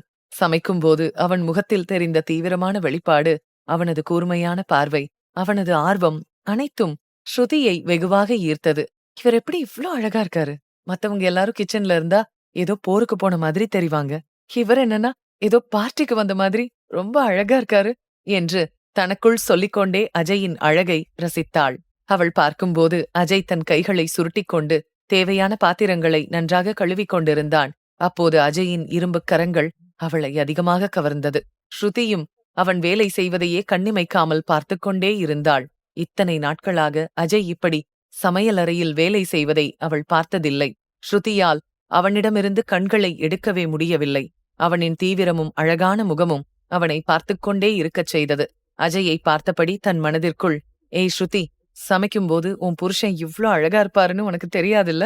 இவர் இப்படி சமைக்கிறத வாழ்க்கை முழுக்க பார்த்துட்டே இருக்கணும்னு ஆசைப்படுறேன். இந்த அளவுக்கு அழகான ஒருத்தர உனக்கு புருஷனா கொடுத்ததுக்கு கடவுளுக்கு தான் நன்றி சொல்லணும் என்று சொல்லிக் கொண்டாள். ஸ்ருதி அந்த கடைசி வார்த்தையை சொன்ன பிறகு தனக்குத்தானே சொன்னாலும் அவள் என்ன சொன்னாள் என்பதை உணர்ந்து ஆச்சரியப்பட்டாள். அஜயுடன் வாழ்க்கை முழுக்க இருக்க வேண்டும் என்ற எண்ணம் அவளுக்குள் வர ஆரம்பித்து விட்டது. அஜய் மீது தனக்குள் இப்படியொரு ஈர்ப்பு இருப்பதை ஸ்ருதி இன்றுதான் முழுமையாக உணர்ந்தாள். இதையெல்லாம் யோசித்துப் பார்த்த ஸ்ருதி தன் எண்ணத்தை நினைத்து மனதிற்குள் சிரித்துக்கொண்டே, ஏய் ஸ்ருதி, வர வர நீ ரொம்ப ஓவரா போற என்று சொல்லி லேசாக தன் தலையை தட்டிக் கொண்டாள். அப்போது அஜய் மீண்டும் அவளுக்கு மிக அருகில் வர, அதில் பயந்து போன ஸ்ருதி சட்டென குதித்து பின்வாங்கினாள். ஆனாலும் அஜய் அவளுக்கு மிக நெருக்கமாக வர ஆரம்பித்தான். அதை பார்த்து மிகவும் பயந்து போன ஸ்ருதி அவனிடம் எதுவும் பேசுவதற்குள் அஜய் அவள் பின்னாலிருந்து ஒரு பாத்திரத்தை எடுத்துக்கொண்டு அங்கிருந்து நகர்ந்து மீண்டும் தன் வேலையில் மும்முரமாக ஈடுபட்டான். அவன் சமைக்கும்போது ஸ்ருதியை கண்டுகொண்டது போல தெரியவில்லை. இவள் மட்டுமே அவனின் அழகை ரசித்துக் கொண்டிருந்தாள்.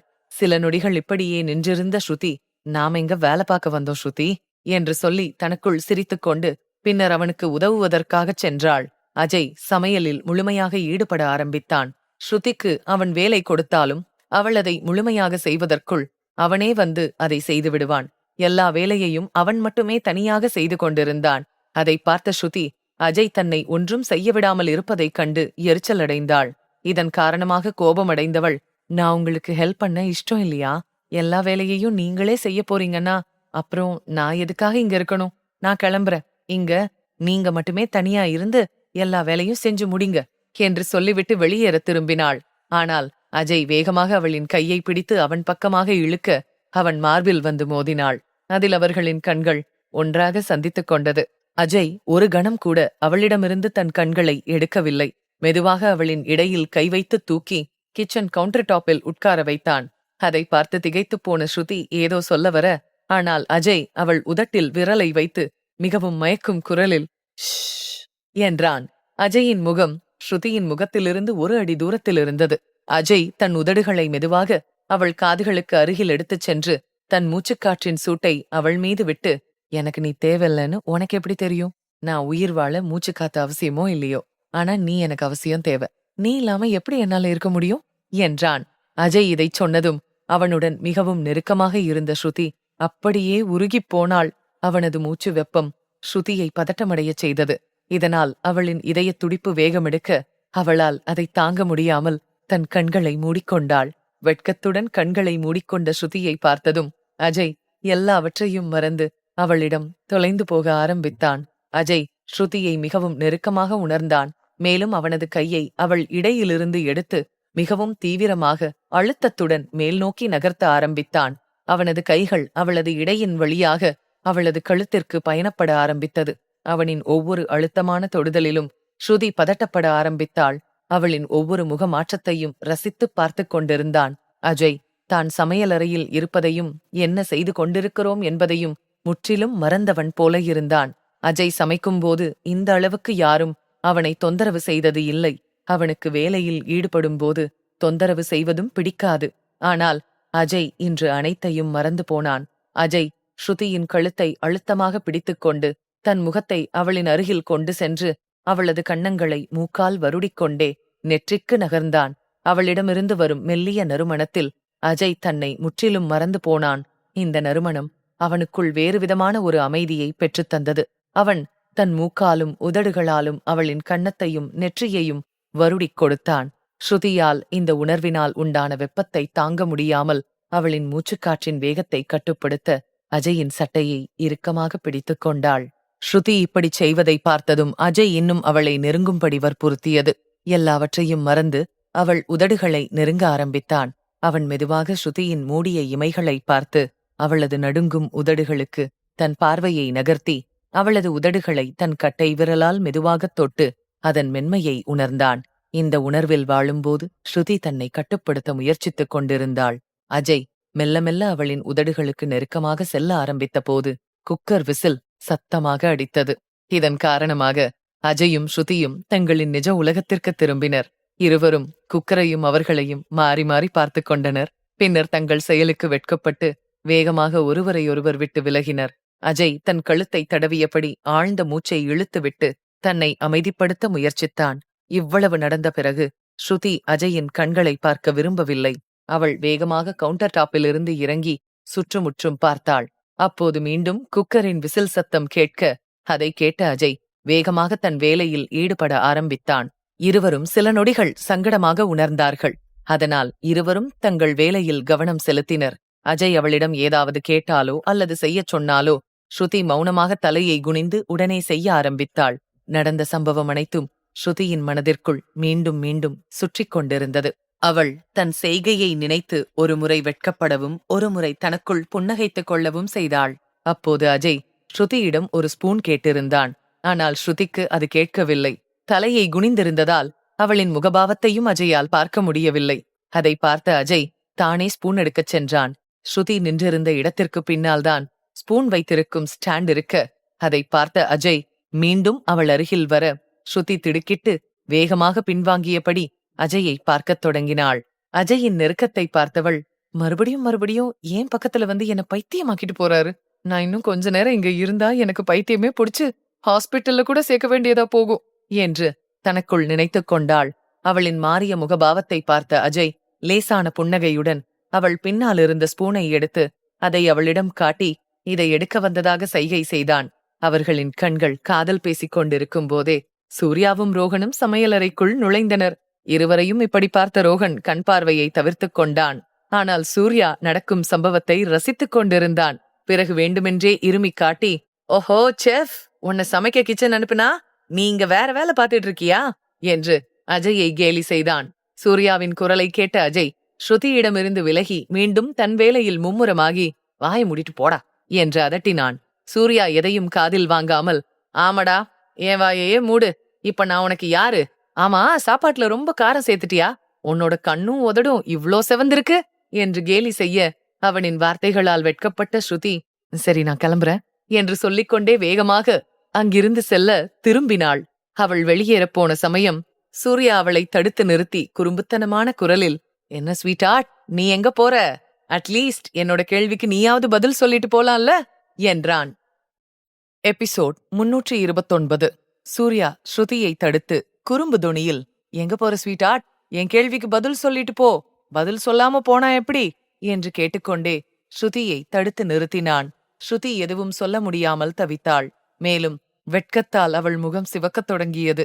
இதை பார்த்து கொண்டிருந்த அஜய் எரிச்சலில் அருகில் வைத்திருந்த தக்காளியை எடுத்து சூர்யா மீது வீசினான். சூர்யா அந்த தக்காளியை எளிதாக கேட்ச் பிடித்துக் கொண்டு, என்ன பண்ற அஜய், தக்காளிய தூக்கி வீசுறியே, தக்காளியோட மதிப்பெண்ணன்னு உனக்கு தெரியுமா? தக்காளி விலை ஏறி போச்சு. நடுத்தர வர்க்க குடும்பத்துக்கு தங்கம் வாங்குற மாதிரி ஆயிடுச்சு இந்த தக்காளி. ஆனா நீ என்னடானா அத தூக்கி போட்டு விளையாடி இதையெல்லாம் வேஸ்ட் பண்றியா? இதெல்லாம் ரொம்ப தப்பு அஜய். இரு ஆன்டி கிட்ட உன்னை பத்தி கம்ப்ளைண்ட் பண்ற. இந்த அஜய் உங்க கிச்சன்ல இருக்கிற பொருளை எல்லாம் வேஸ்ட் பண்றான்னு சொல்றேன், சொல்லட்டுமா என்றான். இதை சொல்லும்போது சூர்யா அஜயை சீரியஸாக பார்த்தான். இப்போது அஜயின் பொறுமை கலைந்தது. அதனால் அருகில் வைத்திருந்த துடைப்பத்தை எடுத்துக்கொண்டு சூர்யாவின் பின்னால் அவனை துரத்திக் கொண்டு ஓடினான். இருடா, உன்னை என்ன பண்றேன் பாரு, இன்னைக்கு உன்னை விட போறதில்லடா, உன்னை விட்டா உன் இஷ்டத்துக்கு பேசிட்டே இருக்கியா, வரண்டா இருடா என்று சொல்லிக்கொண்டே ஓடினான். அஜயின் தாக்குதலிலிருந்து தப்பிக்க அங்குமிங்குமாக ஓடிய சூர்யா சிரித்துக்கொண்டே, வேண்டாம் சொன்னா கேளு, நீ மட்டும் இப்ப என்ன போக விடலனா நிச்சயமா நான் உன்னை பத்தி கம்ப்ளைண்ட் பண்ணுவேண்டா என்றான். இதை சொல்லிவிட்டு சூர்யா தன்னை காப்பாற்றிக் கொள்ள சமையலறையில் அங்குமிங்கும் ஓட அவன் பின்னால் அஜயும் துரத்திக் கொண்டு ஓடிக்கொண்டிருந்தான். இருவரின் இந்த குழந்தைத்தனமான விளையாட்டை பார்த்து ஸ்ருதி ஆச்சரியப்பட்டு சிரித்தாள். அஜய் எரிச்சலடைந்து இவ்வளவு வெளிப்படையாக நடந்து கொள்வதை அவள் இதுவரை பார்த்ததே இல்லை. யாருக்கும் தெரியாத அஜயின் குறும்புத்தனங்களை இன்றுதான் அவள் நேரில் பார்த்தாள். சூர்யா தன்னை காப்பாற்றிக் கொள்ள ஸ்ருதியின் பின்னால் மறைந்து கொண்டான். ஸ்ருதிக்கு என்ன செய்வதென்று புரியாமல் நடுவில் குழப்பத்தோடு தவித்துக் கொண்டிருந்தாள். அவனை பார்த்ததும் கோபமாக, அஜய், சூர்யா, தயவு செஞ்சு வெளியில வந்துரு, இல்லன்னா நான் உன்னை சும்மா விட மாட்டேன். அவ பின்னாடி மறைஞ்சுக்கிட்டா மட்டும் என்கிட்ட இருந்து தப்பிச்சிடலான்னு நினைக்கிறியா? அது மட்டும் நடக்காது. இன்னைக்கு யாராலையும் உன்னை என்கிட்ட இருந்து காப்பாத்தவே முடியாது. ஒழுங்கா நீயாவே வந்துரு என்றான். அஜயின் வார்த்தைகளை கேட்ட சூர்யா அழகான புன்னகையுடன் பின்னால் இருந்த ஸ்ருதியை பார்த்து தன் வாயில் கை வைத்துக் கொண்டே ஸ்ருதியிடம், ஏய் ஸ்வீட்ஹார்ட், உன் புருஷனை பாத்தியா? அவன் என்ன சொல்றான்னு கேட்டியா? என்னையே அடிக்க போறானா? நீ இருக்கும்போதே எப்படி என்ன மிரட்டுறான் பாரு. எனக்கு பயமா இருக்கு டார்லிங். நீதான் என்னை எப்படியாச்சும் இவன் கிட்ட இருந்து காப்பாத்தணும் என்று சொல்லிக்கொண்டே சூர்யா தனது சட்டையை சரி செய்து கொண்டான். அப்போது திடீரென குக்கர் விசில் அடித்தது. சூர்யா, ஸ்ருதி பின்னாடி ஒளிஞ்சுக்கிட்டா மட்டும் எஸ்கேப் ஆயிட முடியும்னு நினைக்கிறியா என்று சொல்ல, ஸ்ருதி, ஐயோ, உங்க சண்டைய அப்புறம் வச்சுக்கிறீங்களா? குக்கர் விசில் அடிக்குது, அது உங்க காதுல விழலையா? அட்லீஸ்ட் என்னையாவது போக விடுங்க, நானாவது ஆஃப் பண்றேன் என்றாள். இனிமேலும் தான் அங்கு இருப்பது ஆபத்து என்பதை புரிந்து கொண்ட சூர்யா வலுக்கட்டாயமாக ஒரு பெரிய புன்னகையை வெளிப்படுத்தி அஜயை பார்த்து அழகான முகபாவனையுடன், அஜய், இவ்ளோ கோபம் உன் உடம்புக்கு நல்லதில்ல. சொன்னா கேளு, அத கீழே போடு, அப்பத்தான் நான் வெளியில வருவேன். ஸ்ருதி டார்லிங், கொஞ்சம் அஜய்க்கு சொல்லி புரிய வையேன் என்று சொல்லிக் கொண்டிருக்க அஜய் சூர்யாவை எட்டிப் பிடிக்க முயற்சித்தான். சரி சரி, என்னாலதான் உன்னோட சமையல் கெட்டு போகுதுன்னு நினைக்கிறேன். நீ சமையல பாரு, நான் கிளம்புறேன் என்று சொல்லிவிட்டு ஸ்ருதியை அஜய் மேல் தள்ளிவிட்டு சமையல் அறையிலிருந்து வெளியில் ஓடினான் சூர்யா. ஆனால் இன்று அஜய் சூர்யாவை விடுவதாக இல்லை. அவன் ஸ்ருதியை தாங்கி பிடித்து அவளை நேராக நிற்க வைத்துவிட்டு, கொஞ்ச நேரம் அடுப்ப பாத்துக்கோ, நான் இப்ப வந்துடுறேன் என்று சொல்லிவிட்டு சூர்யாவின் பின்னால் ஓடினான். இதை உணர்ந்த சூர்யா வேகமாக தனது அடிகளை நகர்த்தியபடி திரும்பிக் கொண்டே தனக்குள், சூர்யா, இன்னைக்கு நீ கொஞ்சம் அதிகமாவே பத்த வச்சுட்டேன்னு நினைக்கிறேன். அது உனக்கே பேக் ஃபயர் ஆக போகுது. முடிஞ்சா தப்பிச்சுக்கோடா, வேகமா ஓடு என்று சொல்லிக்கொண்டே வேகமாக அங்கிருந்து ஓடத் தொடங்கினான். அஜயும் அவனை விடாமல் துரத்திக் கொண்டு பின்னாலேயே ஓடினான். இருவரும் ஒரு வழியாக ஹாலுக்கு வந்து சேர்ந்து விட்டார்கள். எல்லோரும் ஹாலில் தான் அமர்ந்திருந்தார்கள். ஹாலில் எல்லோரையும் பார்த்த சூர்யா அங்குமிங்குமாக ஓடிக்கொண்டே மெதுவாக அஜயிடம், டேய் அஜய், நில்லுடா, என்ன பண்ற? போதும், நிறுத்து. எனக்காக இல்லைன்னாலும் குறைஞ்சபட்சம் நம்ம வீட்ல இருக்கிற பெரியவங்களுக்கு மரியாதை கொடுத்தாவது என்ன துரத்துறத நிறுத்தலாம்ல. எல்லாரும் நம்மளையே பாக்குறாங்க பாரு என்றான். அஜய் கோபமாக அவனை முறைத்துவிட்டு, அதெல்லாம் எனக்கு தெரியும், நானும் பாத்துட்டு தான் இருக்கேன். என்ன ஆனாலும் சரி, இன்னைக்கு உன்னால என்கிட்ட இருந்து தப்பிக்கவே முடியாது. நான் உன்னை விடுறதா இல்ல என்றான். இதைச் சொல்லிவிட்டு அஜய் மீண்டும் சூர்யாவை துரத்த ஆரம்பித்தான். இருவரும் டாம் அண்ட் ஜெர்ரி போல மீண்டும் ஓடத் தொடங்கினார்கள். இதையெல்லாம் பார்த்த விஜயேந்திரர் வியந்து போனார். அதே சமயம் ரோஹன் இந்த தருணத்தை முழுமையாக அனுபவித்துக் கொண்டிருந்தான். அவர் அதை மிகவும் ரசித்துப் பார்த்து கொண்டிருந்தார். அவர்களின் செயலைக் கண்டு கோபமடைந்த விஜயேந்திரர் தன் இடத்திலிருந்து எழுந்து நின்று, அஜய், சூர்யா, நீங்க என்ன பண்றீங்க? உங்க 2 பேருக்கும் மனசுல சின்ன குழந்தைங்கன்னு நினைப்பா? நீங்களே குழந்தைங்களுக்கு அப்பாவாகிற வயசுல இருக்கீங்க. இது என்ன, இது சின்ன புள்ளத்தனமா? முதல்ல 2 பேரும் நிறுத்துங்க என்றார். விஜயேந்திரரின் குரலை கேட்டும் கூட அஜயின் கோபம் குறையவில்லை. சூர்யா தன்னை காப்பாற்றிக் கொண்டு, அதானே, நல்லா கேளுங்க தாத்தா, முதல்ல என்ன இந்த பிசாசுகிட்ட இருந்து காப்பாத்துங்க. உங்க செல்ல பேரன் எப்படி மாறிட்டான் பாருங்க என்றான். சூர்யாவின் வார்த்தைகளை கேட்ட விஜயேந்திரர் அஜயை சத்தமாக கூப்பிட்டார். அப்போது அஜய் கோவமாக, வேண்டாம் தாத்தா, என்ன தடுக்காதீங்க. நான் இன்னைக்கு இவனை விடுறதா இல்ல. இவனுக்கு இன்னைக்கே சரியான பாடம் கத்து கொடுத்தே ஆகணும். இவனுக்கு சப்போர்ட் பண்ணாதீங்க தாத்தா என்று சொல்லிக்கொண்டே சூர்யாவை துரத்தினான். சூர்யா சோஃபாவை சுற்றி சுற்றி வந்து கொண்டிருந்தான். அஜயின் வார்த்தைகளை கேட்ட பிறகு விஜயேந்திரரால் எதுவும் சொல்ல முடியவில்லை. இதையெல்லாம் பார்த்து கொண்டிருந்த கேசவன் மற்றும் கோமதியால் கூட எதுவும் சொல்ல முடியவில்லை. இருவரும் ஆச்சரியத்தோடு அங்கே நடப்பதை பார்த்து கொண்டிருந்தார்கள். அதே நேரம் அவர்களின் உதடுகளில் எங்கோ ஒரு புன்னகை இருந்தது. வெகு நாட்களுக்குப் பிறகு அவர்கள் வீட்டில் அப்படி ஒரு பிரகாசம் தோன்றியது போல் இருந்தது. இருவரையும் தடுக்க விஜயேந்திரர் முயற்சி செய்தார். ஆனால் அவர்களின் ஓட்டம் முடிவதாக தெரியவில்லை. பின்னர் சூர்யா தன்னை காப்பாற்றிக் கொள்ள வெளியில் ஓடினான். ஆனால் திடீரென்று தனக்கு முன்னால் யாரோ நிற்பதைக் கண்டு அவன் சட்டென வலுக்கட்டாயமாக நிற்க நினைத்தான். ஆனால் ஓடி வந்த வேகத்தில் அவனால் சட்டென நிற்க முடியவில்லை. எப்படியோ தட்டுத் தடுமாறி நிற்க முயற்சித்தான். ஆனால் சூர்யாவுக்கு பின்னால் ஓடி வந்த அஜயும் தனக்கு எதிரே நிற்பவனை பார்த்ததும் சட்டென நிற்க முயற்சித்தான். அவனாலும் ஓடி வந்த வேகத்தில் சட்டென நிற்க முடியவில்லை. அவன் சூர்யா மீது மோத சூர்யா ஒரு வலுவான உந்துதலை எதிர்கொண்டான். தன்னை கட்டுப்படுத்திக் கொள்ள முடியாமல் முன்னால் நிற்கும் நபரின் மெலிந்த உடலை நேரடியாக மோதினான். அது வேறு யாரும் அல்ல, ருத்ரன் தான் அங்கே நின்று கொண்டிருந்தான். அவனுக்கு அருகில் அனன்யாவும் நின்று கொண்டிருந்தாள். அனைவரின் பார்வையும் ருத்ரனும் அனன்யாவும் நின்று கொண்டிருந்த கதவின் பக்கம் திரும்பியது. அங்கிருந்த அனைவரையும் பார்த்த அனன்யா மிகவும் ஆச்சரியப்பட்டாள். மேலும் அங்கே நடந்து கொண்டிருந்த நிலைமையைக் கண்டு இன்னும் ஆச்சரியப்பட்டாள். ருத்ரன் தன் கண்களால் கோபமாக இருவரையும் பார்த்து கொண்டிருந்தான். அதனால் அஜய் மற்றும் சூர்யா இருவரும் பதட்டத்தோடு இருந்தனர். சூர்யா பதட்டமடைந்து ருத்ரனிடமிருந்து விலகிக் கொண்டான். மேலும் ஒரு அடி பின்வாங்கும் போது ருத்ரனின் பயங்கரமான கண்களை தவிர்ப்பதற்காக அவன் தனது பார்வையை தாழ்த்திக் கொண்டான். பின்னர் அவன் வேகமாக அனன்யாவை நோக்கி பார்வையை திருப்பி சாதாரணமாக நடந்து கொள்ள முயன்று, "அண்ணி, நீங்க வந்துட்டீங்களா?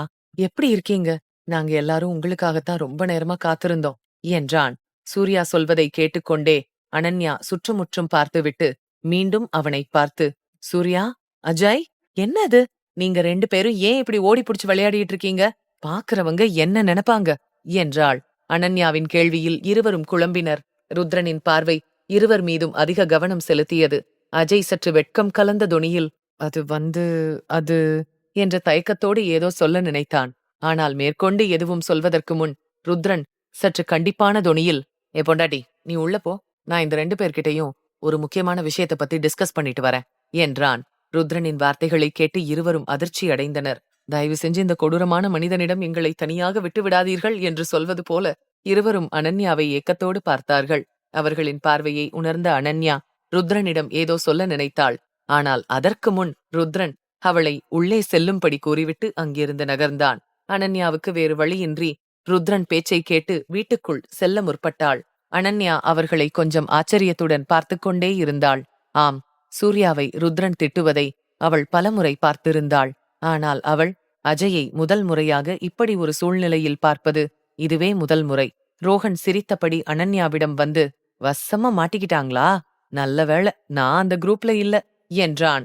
பிறகு பெருமிதத்துடன் சட்டையின் காலரை சரி செய்து கொண்டே, "நான் இப்ப ரொம்ப பொறுப்பானவன் லிஸ்ட்ல வந்துட்டேன்ல, அத நினைச்சா எனக்கே ரொம்ப பெருமையாதான் இருக்கு" என்றான். அனன்யா ரோஹன் சொல்வதை கேட்டு அவனை பார்த்து கவலை நிறைந்த தொனியில், "ரோஹன், நீ இங்க நின்னு ஜோக் பண்ணிட்டு இருக்கியா? பாவம் 2 பேரும். அவங்களுக்கு அங்க கிளாஸ் நடந்துட்டு இருக்கு. ருத்ரன் 2 பேரையும் திட்டிட்டு இருக்காரு. கொஞ்சம் போய் என்னன்னு பாரேன்" என்றாள். ரோஹன் கைகளை உயர்த்தி, "ஐயோயோ, என்னால முடியாதுப்பா. இப்பதான் நான் கொஞ்சம் பொறுப்பானவன் லிஸ்டுக்கு வந்திருக்கேன். அதுக்காக அண்ணன் முன்னாடி பேசுற தைரியம் எனக்கு இன்னும் வரல. நான் இன்னும் அந்த லிஸ்டுக்கு போகல. நீங்க தான் அதுல ஃபர்ஸ்ட் பிளேஸ். நீங்க சொன்னாதான் அண்ணன் கேட்பாங்க. இந்த விஷயத்துல உங்களாலையும் எதுவும் செய்ய முடியாதுன்னா என்னால என்ன பண்ண முடியும்? நான் மாட்டேன்பா. வேற என்ன வேணாலும் சொல்லுங்க, நான் கேக்குறேன். ஆனா இது மட்டும் வேண்டாம்" என்றான். அனன்யா ரோஹனின் வார்த்தைகளை கேட்டு வருந்தினாள். பிறகு கோமதி அவளை அழைத்ததும் அங்கிருந்து நகர்ந்தாள். சில நிமிடங்களுக்குப் பிறகு பிரச்சனைகள் முடிந்து எல்லோரும் இயல்பு நிலைக்கு திரும்பி இருந்தார்கள். ருத்ரனின் வகுப்புக்குப் பிறகு சூர்யாவுக்கும் அஜய்க்கும் எதுவும் சொல்ல தைரியம் வரவில்லை. இருவரும் அமைதியாக இருந்தார்கள். பின்னர் அனைவரும் சேர்ந்து அஜய் தயாரித்த மதிய உணவை சாப்பிட்டனர். அனன்யாவின் அம்மா கோமதி மிகவும் மகிழ்ச்சியாக இருந்தார். அவர் அஜயின் உணவைப் பற்றி மிகவும் பாராட்டினார். அதன் பிறகு புரோகிதரும் அங்கே வந்திருந்தார். அனன்யா மற்றும் ருத்ரனின் மறுமண தேதியை முடிவு செய்ய அனைவரும் ஒன்று கூடியிருந்தார்கள். புரோகிதர் நல்ல நாளை தேடிக் கொண்டிருந்தார். அவர் எந்த தேதியை சொன்னாலும் அதற்கு மிக முந்திய தேதியை சொல்லும் பாவனையோடு அவரையே பார்த்து கொண்டிருந்தான் ருத்ரன். இன்றிலிருந்து 8 நாட்களுக்குப் பிறகு திருமணம் என்று தேதி முடிவு செய்யப்பட்டது. அதை கேட்டு அனைவரும் மிகவும் மகிழ்ச்சியாக இருந்தனர். விஜயேந்திரர் அனன்யாவுக்கு நிறைய பரிசுகளையும் நகைகளையும் கொடுத்து திருமணத்தை நிச்சயித்தார். இந்த நேரத்தில் கேசவனும் பின்வாங்கவில்லை. அவர் தனது இதயத்தின் அனைத்து ஆசைகளையும் நிறைவேற்றினார். ருத்ரனுக்கு தான் கொடுக்க நினைத்த அனைத்தையும் கொடுத்தார். அது அவரது சக்தியை விட அதிகமாக இருந்தாலும் ருத்ரனின் சக்தியோடு ஒப்பிடும்போது சற்று குறைவாகத்தான் இருந்தது. ஆனாலும் இவை அனைத்தும் ருத்ரனுக்கு மிகவும் விலை மதிப்பற்றவை. ஏனெனில் இவை ருத்ரனை அனன்யாவுடன் இணைக்கக்கூடிய விஷயங்கள் என்பதால் ருத்ரன் அதை மானசீகமாக ஏற்றுக்கொண்டான். அனைவரும் சிரித்துப் பேசி மகிழ்ச்சியாக நேரத்தை செலவிட்டார்கள். மேலும் மதியம் மாலையாகவும் மாலை இரவாகவும் மாறியது. யாருக்கும் நேரம் போனதே தெரியவில்லை. பிறகு விஜயேந்திரர் தன் இடத்திலிருந்து எழுந்து நின்று கேசவனுக்கு முன் கைகளை கூப்பினார். "சரி கேசவன், இப்ப நாங்க புறப்படுறோம். எங்களுக்கு நிறைய வேலைகள் இருக்கு. எல்லாத்துக்கும் மேல நாங்க எங்க அன்பு மருமகளை வீட்டுக்கு கூட்டிட்டு போகணும் இல்லையா? அதுல எந்த குறையும் வந்துடக்கூடாது. நாங்க போய் மத்த வேலைகளை ஆரம்பிக்கிறோம்" என்றார். விஜயேந்திரர் சொன்னதை கேட்டு கேசவனும் சிரித்துக்கொண்டே எழுந்து நின்று அவரது கூப்பிய கைகளை பிடித்துக்கொண்டு, சரிங்க சம்பந்தி, சந்தோஷமா செய்ங்க என்றார். அப்போது ஆருஷ் அனன்யாவிடம் ஓடி வந்து அவள் கால்களை கட்டிப்பிடித்து, அம்மா, நான் உங்க கூட இங்கேயே இருக்கேன். நீங்க இல்லாம எனக்கு ரொம்ப போரிங்மா. அப்பா கதையெல்லாம் சொல்ல மாட்டாங்க என்றான். ஆருஷின் வார்த்தைகளை கேட்டுவிட்டு அனன்யா ருத்ரனை பார்த்து கண்களால் சம்மதம் கேட்டாள். உண்மையில் அனன்யா ஆருஷை ருத்ரன் வீட்டில் விட்டுவிட்டு வந்ததற்கு இன்னொரு காரணமும் இருந்தது. அனன்யா எந்த பாடி கார்டும் இல்லாமல் இங்கு தனியாகத்தான் வந்திருந்தாள். மேலும் எந்தச் சூழலையும் தன்னிச்சையாக கையாளும் திறன் கொண்டவளாக இருந்தாள். ஆனால் அவள் ஆருஷின் வாழ்க்கையில் எந்த ரிஸ்கும் எடுக்க விரும்பவில்லை. அதனால்தான் ஆருஷின் பாதுகாப்பிற்காக அவனை அங்கேயே விட்டுவிட்டு வந்திருந்தாள். ஆனால் தற்போது ஆருஷை தன்னுடன் வைத்துக் கொள்ளலாம் என்று விரும்பினாள். அவளுடைய உணர்வுகளை புரிந்து கொண்ட ருத்ரனும் கண்களால் சம்மதம் என்பது போல ஜாடை காண்பித்தான். ருத்ரன் சம்மதிப்பதை பார்த்து அனன்யா புன்னகையுடன் ஆருஷை தன் மடியில் தூக்கிக் கொண்டு, நீ இல்லாம மம்மிக்கு கூட எதுவும் செய்ய முடியாது, சோ நீ இங்கேயே இரு என்றாள்.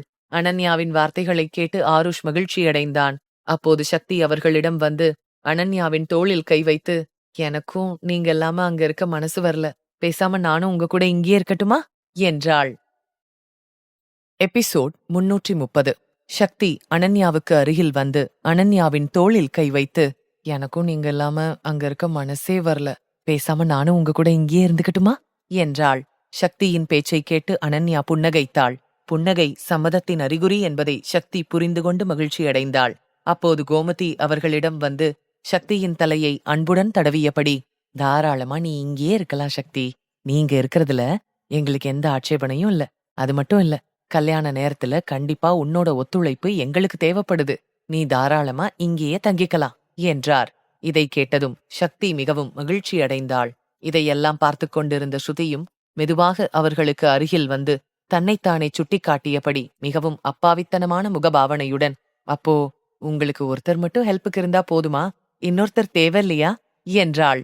இதை பார்த்த கோமதி சிரித்துக்கொண்டே அவளது கன்னத்தை தொட்டு, யார் அப்படி சொன்னாங்க, தாராளமா நீயும் தங்கலாமே, இன்னையிலேந்து இந்த வீடு அனன்யாவோட அம்மா வீடு மட்டும் இல்ல, உனக்கும் இது தாய் வீடுதான், போதுமா, நீ எப்போ வேணாலும் இங்க வரலாம், எத்தனை நாள் வேணாலும் இங்கேயே தங்கிக்கலாம், அனன்யாவுக்கு இருக்கிற எல்லா உரிமையும் இனி உனக்கும் இருக்கு, நீ எதுக்காகவும் தயங்க வேண்டாம் என்று அன்போடு கூறினார். இதை சொல்லிவிட்டு கோமதி ஸ்ருதியை மிகவும் அன்போடு அணைத்துக் கொண்டார். இதை உணர்ந்த ஸ்ருதி மிகவும் உணர்ச்சி வசப்பட்டாள். அவளுக்கு வார்த்தைகள் வரவில்லை. மிகவும் நெகிழ்ச்சியடைந்து விட்டாள். அனன்யா ஏற்கனவே கோமதியிடம் ஸ்ருதியை பற்றி கூறியிருந்தாள். அதனால் கோமதி ஸ்ருதியை முழு மனதுடன் தனது மகளாக ஏற்றுக்கொண்டார். கோமதியை பார்த்த ஸ்ருதி, எனக்கு என்ன சொல்றதுன்னே தெரியலம்மா, எனக்கு பேச்சே வரல, என்னோட அம்மா வீடுன்னா சொன்னீங்க, உங்களுக்கு நிஜமாவே பெரிய மனசு என்று தழுதழுத்த குரலில் கூறினாள். கோமதியின் வார்த்தைகள் ஸ்ருதிக்கு மிகவும் வித்தியாசமான உணர்வை ஏற்படுத்தியது. அவளுக்கு இன்று வரை வீடு என்று எதுவுமே இருந்ததில்லை. ஆனால் ஸ்ருதியின் வாழ்க்கை அஜயுடன் இணைந்த பிறகு இன்று அவளுக்கு 2 வீடுகள் கிடைத்துவிட்டது. அது மட்டுமின்றி நிறைய உறவுகளும் கிடைத்திருந்தார்கள். மாமியார் வீடு மட்டுமில்லாமல் அவளுக்கு தற்போது பெற்றோர் வீடும் கிடைத்துவிட்டது. அந்த சந்தோஷத்திற்கு அளவே இல்லை. இவை அனைத்தும் கிடைத்ததில் ஸ்ருதி மிகவும் மகிழ்ச்சியடைந்து விட்டாள். அப்போது கேசவனும் ஸ்ருதிக்கு அருகில் வந்து அவளுடைய தலையில் மென்மையாக தடவிக் கொடுத்து, ஆமம்மா, கோமதி சொல்றது சரிதான், இனிமே இதுதான் உனக்கு தாய் வீடு, நீ எந்த தயக்கமும் இல்லாம எத்தனை நாள் வேணாலும் இங்கேயே தங்கலாம், உரிமையோட என்ன வேணும்னாலும் கேட்கலாம் என்றார். கேசவன் சொல்வதை கேட்டு ஸ்ருதி மிகவும் மகிழ்ச்சியடைந்தாள். அப்போது அனைவருக்கும் விஜயேந்திரரின் குரல் கேட்டது. அவர் தொண்டையை கனைத்தபடி, மன்னிக்கணும் கேசவன், நீங்க சொல்றது சந்தோஷமான விஷயம்தான், ஸ்ருதி இங்க இருந்தா கண்டிப்பா அவளுக்கு சந்தோஷமா இருக்கும்தான், ஆனா ஸ்ருதியும் சக்தியும் இங்க இருக்க முடியாது என்றார். விஜயேந்திரரின் வார்த்தைகளை கேட்டு அனைவரும் குழப்பத்துடன் அவரை திரும்பி பார்த்தார்கள். எல்லோர் நெற்றியிலும் கவலையின் ரேகை தெளிவாக தெரிந்தது. ஸ்ருதி மற்றும் சக்தியின் முகம் அவரது வார்த்தைகளை கேட்டு வெளிறிப்போனது. இதையெல்லாம் பார்த்த அனன்யா விஜயேந்திரரிடம், தாத்தா என்று ஏதோ கேட்க முற்பட்ட போது அவள் மேற்கொண்டு எதுவும் சொல்வதற்கு முன் விஜயேந்திரர் அவளை தனது கைகளை காண்பித்து தடுத்து நிறுத்தினார். அனைவரின் கண்களிலும் கவலை நிறைந்திருப்பதை பார்த்து சிரித்துக்கொண்டே விஜயேந்திரர், மருமகளுங்க எல்லாரும் அவங்க அம்மா வீட்டுக்கு போயிட்டாங்கன்னா அப்புறம் என்ன யார் பாத்துக்குவாங்க, என்னோட பழைய தடி கூட ரொம்ப பலவீனமாயிடுச்சு, நான் ரொம்ப கஷ்டப்படுவேனே என்றார். எல்லோரும் அமைதியாக அவர் சொல்வதை கேட்டுக்கொண்டிருக்க அவர் மேலும் தனது பேச்சை தொடர்ந்தார். முக்கியமா வீட்டுக்கு வரப்போற மூத்த மருமகளை வரவேற்க யார் ஏற்பாடு செய்வாங்க? இத பாருங்க மருமகள்களே, இப்போதைக்கு உங்க 2 பேரையும் இங்க தங்குறதுக்கு என்னால அனுமதிக்க முடியாது. முதல்ல இந்த கல்யாணம் நல்லபடியா நடந்து முடியட்டும். அதுக்கப்புறம் நீங்க எத்தனை நாள் வேணாலும் இங்க வந்து தங்குங்களேன். உங்களை யார் வேண்டான்னு சொல்லப் போறாங்க? இப்போ நீங்க அங்க இருந்தா தானே நல்லா இருக்கும் என்றார். விஜயேந்திரரின் வார்த்தைகளை கேட்டதும் அனைவரின் முகத்திலும் புன்னகை மலர்ந்தது. அதன் பிறகு ரோஹன் விஜயேந்திரரிடம் வந்து, தாத்தா, ஏன் தாத்தா கவலைப்படுறீங்க? அதுக்குத்தான் நாங்க இருக்கோம்ல, அதையெல்லாம் நாங்க பாத்துக்க மாட்டோமா? உங்களுக்கு ஏதாவது வேணும்னா அத நாங்க செய்ய மாட்டோமா? சக்தி இடத்திலையும் ஸ்ருதி இடத்திலையும் இருந்து நாம எல்லாத்தையும் பாத்துக்கலாம் என்றான். ரோஹனின் வார்த்தைகளுக்கு சூர்யாவும் ஒப்புக்கொண்டு, அதானே, நாங்க உங்கள பாத்துக்க மாட்டோமா? அவன் சொல்றது சரிதானே என்று சொல்லிக்கொண்டே உற்சாகத்துடன் 2 அடிகள் முன்னேறினான். ஆனால் ருத்ரனின் பார்வையை பார்த்த பிறகு அவன் மீண்டும் தனது இடத்திற்கே சென்று அமைதியாக நின்று கொண்டான். விஜயேந்திரர் மேற்கொண்டு எதுவும் பேசுவதற்குள் ருத்ரன் தனது கடுமையான தொனியில், அது எப்படி முடியும்? நீ ஆபீஸுக்கு போக வேண்டாமா? உனக்கு மீட்டிங் இருக்குல்ல என்றான். ரோஹன் சற்று கவலை நிறைந்த தொனியில் ருத்ரனை நோக்கி திரும்பி, அதுக்குதான் நீங்க இருக்கீங்களே அண்ணா, நீங்க பாத்துக்க மாட்டீங்களா என்றான். ரோஹன் இதை சொல்ல ருத்ரன் கூர்மையான கண்களால் அவனை முறைத்து பார்த்தான். ரோஹன் விரைவாக தன்னை திருத்திக் கொண்டு, நான் தான் இருக்கேன்ல, நான் பாத்துக்கிறேன். எப்படியும் நீங்க மணமகன், சோ கல்யாண நேரத்துல உங்களால இதையெல்லாம் செய்ய முடியாதுல்ல என்று அசடு வழிந்தான். ரோஹன் உடனடியாக வார்த்தைகளை மாற்றுவதைக் கண்டு அனைவரும் சத்தம் போட்டுச் சிரித்தனர். அதன் பிறகு அனைவரும் அனன்யாவின் குடும்பத்திடம் விடை பெற்று அங்கிருந்து வெளியேறினர். ருத்ரன் மட்டும் இன்னும் புறப்படவில்லை. அவன் தனது காரை நோக்கி நடந்து சென்று கொண்டிருந்தான். பின்னர் அனன்யாவின் வீட்டை திரும்பி பார்த்து பெருமூச்சு விட்டான். அனன்யாவை விட்டு விலகி இருப்பது எவ்வளவு கஷ்டமாக இருக்கிறது என்பதை அவன் முகம் தெளிவாக காட்டிக் கொடுத்தது. ருத்ரன் வருவதை உணர்ந்த ஜெகன் காரின் கதவை திறந்து விட்டான். ஆனால் ருத்ரன் அதை கூட கவனிக்காமல் அனன்யாவின் வீட்டை திரும்பி பார்த்து கொண்டே காரை நோக்கி நடந்து கொண்டிருந்தான். ருத்ரன் தன்னைத்தானே தேற்றிக்கொண்டு காரில் உட்கார முற்படும் போது பின்னாலிருந்து ஒரு மழலை குரல் கேட்டது. அப்பா! ஆருஷின் குரலை கேட்டு ருத்ரன் லேசான புன்னகையுடன் சட்டென திரும்பி பார்த்தான். அவன் கண்கள் அனன்யா மற்றும் ஆருஷ் மீது பதிந்தது. ஆருஷ் அனன்யாவின் இடுப்பிலிருந்து இறங்கி ருத்ரனை நோக்கி ஓடி வந்தான். ருத்ரன் உடனே ஆருஷை அன்போடு தூக்கிக் கொண்டான். ஆருஷ் ருத்ரனின் முகத்தில் 2 கன்னங்களிலும் 4-5 முறை முத்தமிட்டான். அதன் பிறகு, அப்பா, என்னையும் அம்மாவையும் மிஸ் பண்ணுவீங்கன்னு எனக்கு நல்லாவே தெரியும், அதுக்காகத்தான் இந்த முத்தம் என்றான். ஆருஷின் வார்த்தைகளை கேட்டதும் ருத்ரனின் உதடுகளில் லேசான புன்னகை மலர்ந்தது. அவன் தனது பார்வையை ஆருஷிடமிருந்து விலக்கிக் கொண்டு அனன்யாவை நோக்கி நடந்தான். ஆருஷின் கன்னங்களை கிள்ளிக்கொண்டே, உங்க அம்மா இது மாதிரி எந்த கிஃப்டும் கொடுக்க மாட்டாங்களா? அவங்க என் கூட இல்லாதப்போ அவங்கள ஞாபகப்படுத்துற மாதிரி எதுவும் கொடுக்க மாட்டாங்களா என்றான் ருத்ரன். இப்படி சொல்லிக் கொண்டிருக்கும் போதே ருத்ரன் குறும்புத்தனமாக அனன்யாவை பார்த்து கன்னத்தை அவளை நோக்கி நகர்த்த, அனன்யா மெதுவாக அவனது கன்னங்களை தட்டி, என்கிட்டேருந்து இப்போதைக்கு எந்த கிஃப்டும் கிடைக்காதுன்னு சொல்லு ஆருஷ், கார் வேற வெயிட் பண்ணிட்டு இருக்கு, சீக்கிரமா கிளம்ப சொல்ல உங்க அப்பாவ என்றாள். அனன்யாவின் பேச்சை கேட்டதும் ருத்ரன் முகத்தை சுளித்துக் கொண்டே அவளை பார்க்க அனன்யா அவனது அழகான முக பாவனையில் மிகவும் கவரப்பட்டாள். அனன்யா ருத்ரனுக்கு அருகில் வந்து அவனது டையை சரி செய்வது போல அவனை தன் பக்கமாக இழுத்து அவன் கண்களை பார்த்து, உங்களுக்கு கிடைச்சிருக்கிற இந்த நாட்களை சுதந்திரமா என்ஜாய் பண்ணுங்க. ஏன்னா அதுக்கப்புறம் இப்படிப்பட்ட வாய்ப்பு உங்களுக்கு எப்பவுமே கிடைக்காது. நம்ம கல்யாணத்துக்கு அப்புறம் முழுக்க முழுக்க நீங்க எனக்காக மட்டுமே வாழ வேண்டியதா இருக்கும். ஆனா அதுக்காக வேற பொண்ணுங்க யார் கூடயாச்சும் பேசுனீங்கன்னு தெரிஞ்சா அவ்வளோதான், நான் ரொம்ப பொல்லாதவளா மாறிடுவேன், அண்டர்ஸ்டாண்ட் என்றாள். இப்படி சொல்லிக்கொண்டே அனன்யா ருத்ரனின் டையை கழுத்தோடு இறுக்கினாள். இதை பார்த்த ருத்ரன் சிரித்துக்கொண்டே தன் இன்னொரு கையால் அவளது இடுப்பை பிடித்து தன் பக்கமாக இழுத்து கொண்டான். பிறகு அவளை பார்த்து மிகவும் கவர்ச்சியான குரலில், இன்னும் வேற ஏதாவது கண்டிஷன்ஸ் இருக்கா என்றான்.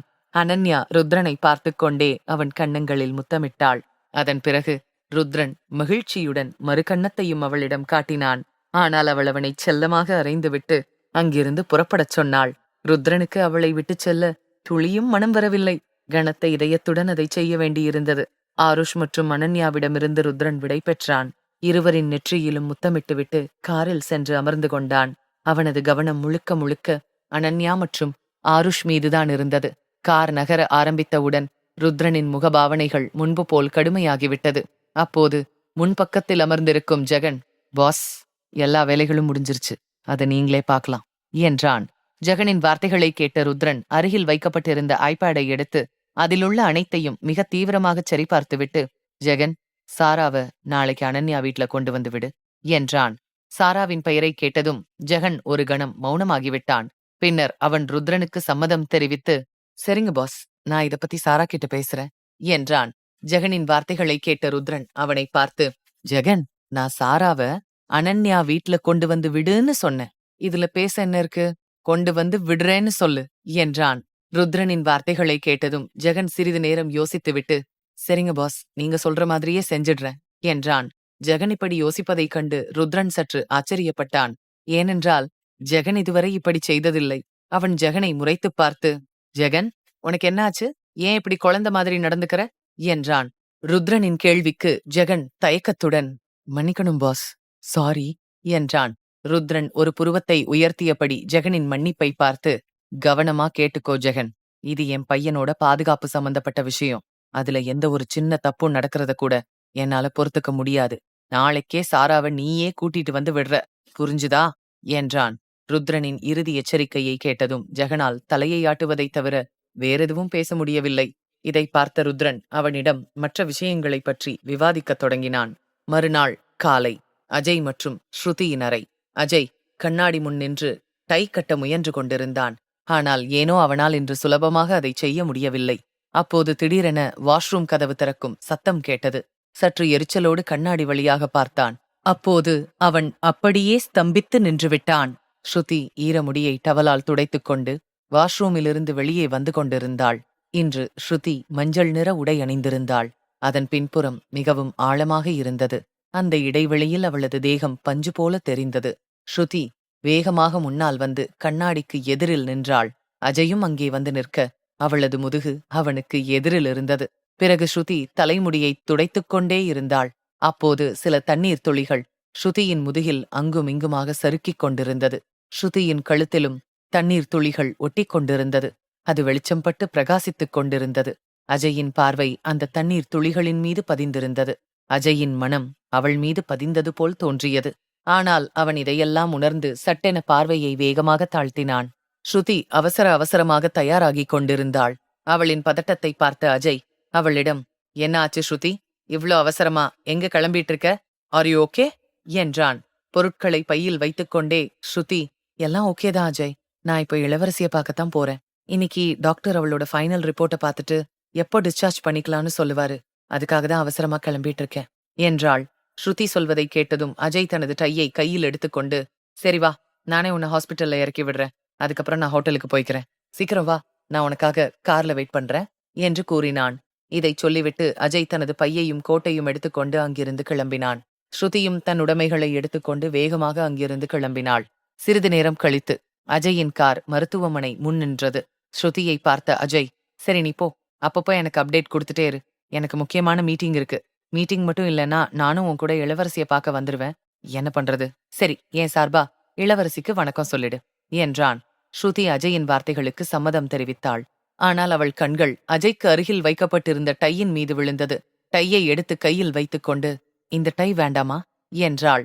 ஸ்ருதியின் வார்த்தைகளை கேட்டதும் அஜய் தலையை உயர்த்தி அவளை பார்த்து, நான் இதை அப்புறமா போட்டுக்கிறேன், இப்போ அதை போட்டுக்க முடியாது என்றான். இதைச் சொல்லிவிட்டு அஜய் டையை எடுக்க கையை நகர்த்த, பிறகு ஸ்ருதி தன் கையை பின்னால் இழுத்து, நான் வேணா போட்டு விடட்டுமா என்றாள். இதை ஸ்ருதியிடம் கேட்டதும் அஜய் அவளை முறைக்க ஆரம்பித்தான். ஸ்ருதி சற்று முன்னோக்கி நகர்ந்து அஜயின் அருகில் வந்து அவனது காலரை தூக்கிவிட்டு டையை கட்டிவிடத் தொடங்கினாள். இந்த நேரத்தில் இருவரும் மிகவும் நெருக்கமாக இருந்தனர். அப்போது யாரோ ஒருவர் இந்த நெருக்கத்தை கேமராவில் படம் பிடித்துக் கொண்டிருந்தார். அவர்களுக்கு இதை பற்றி சிறிதும் தெரிந்திருக்கவில்லை. இந்த எபிசோட் உங்களுக்கு பிடிச்சிருந்தா அந்த வீடியோக்கு ஒரு லைக் பட்டன் கொடுங்க. அண்ட் இந்த மாதிரி தொடர்ந்து வீடியோஸ்க்கு நம்ம சேனலை சப்ஸ்கிரைப் பண்ணிக்கோங்க. தேங்க்யூ.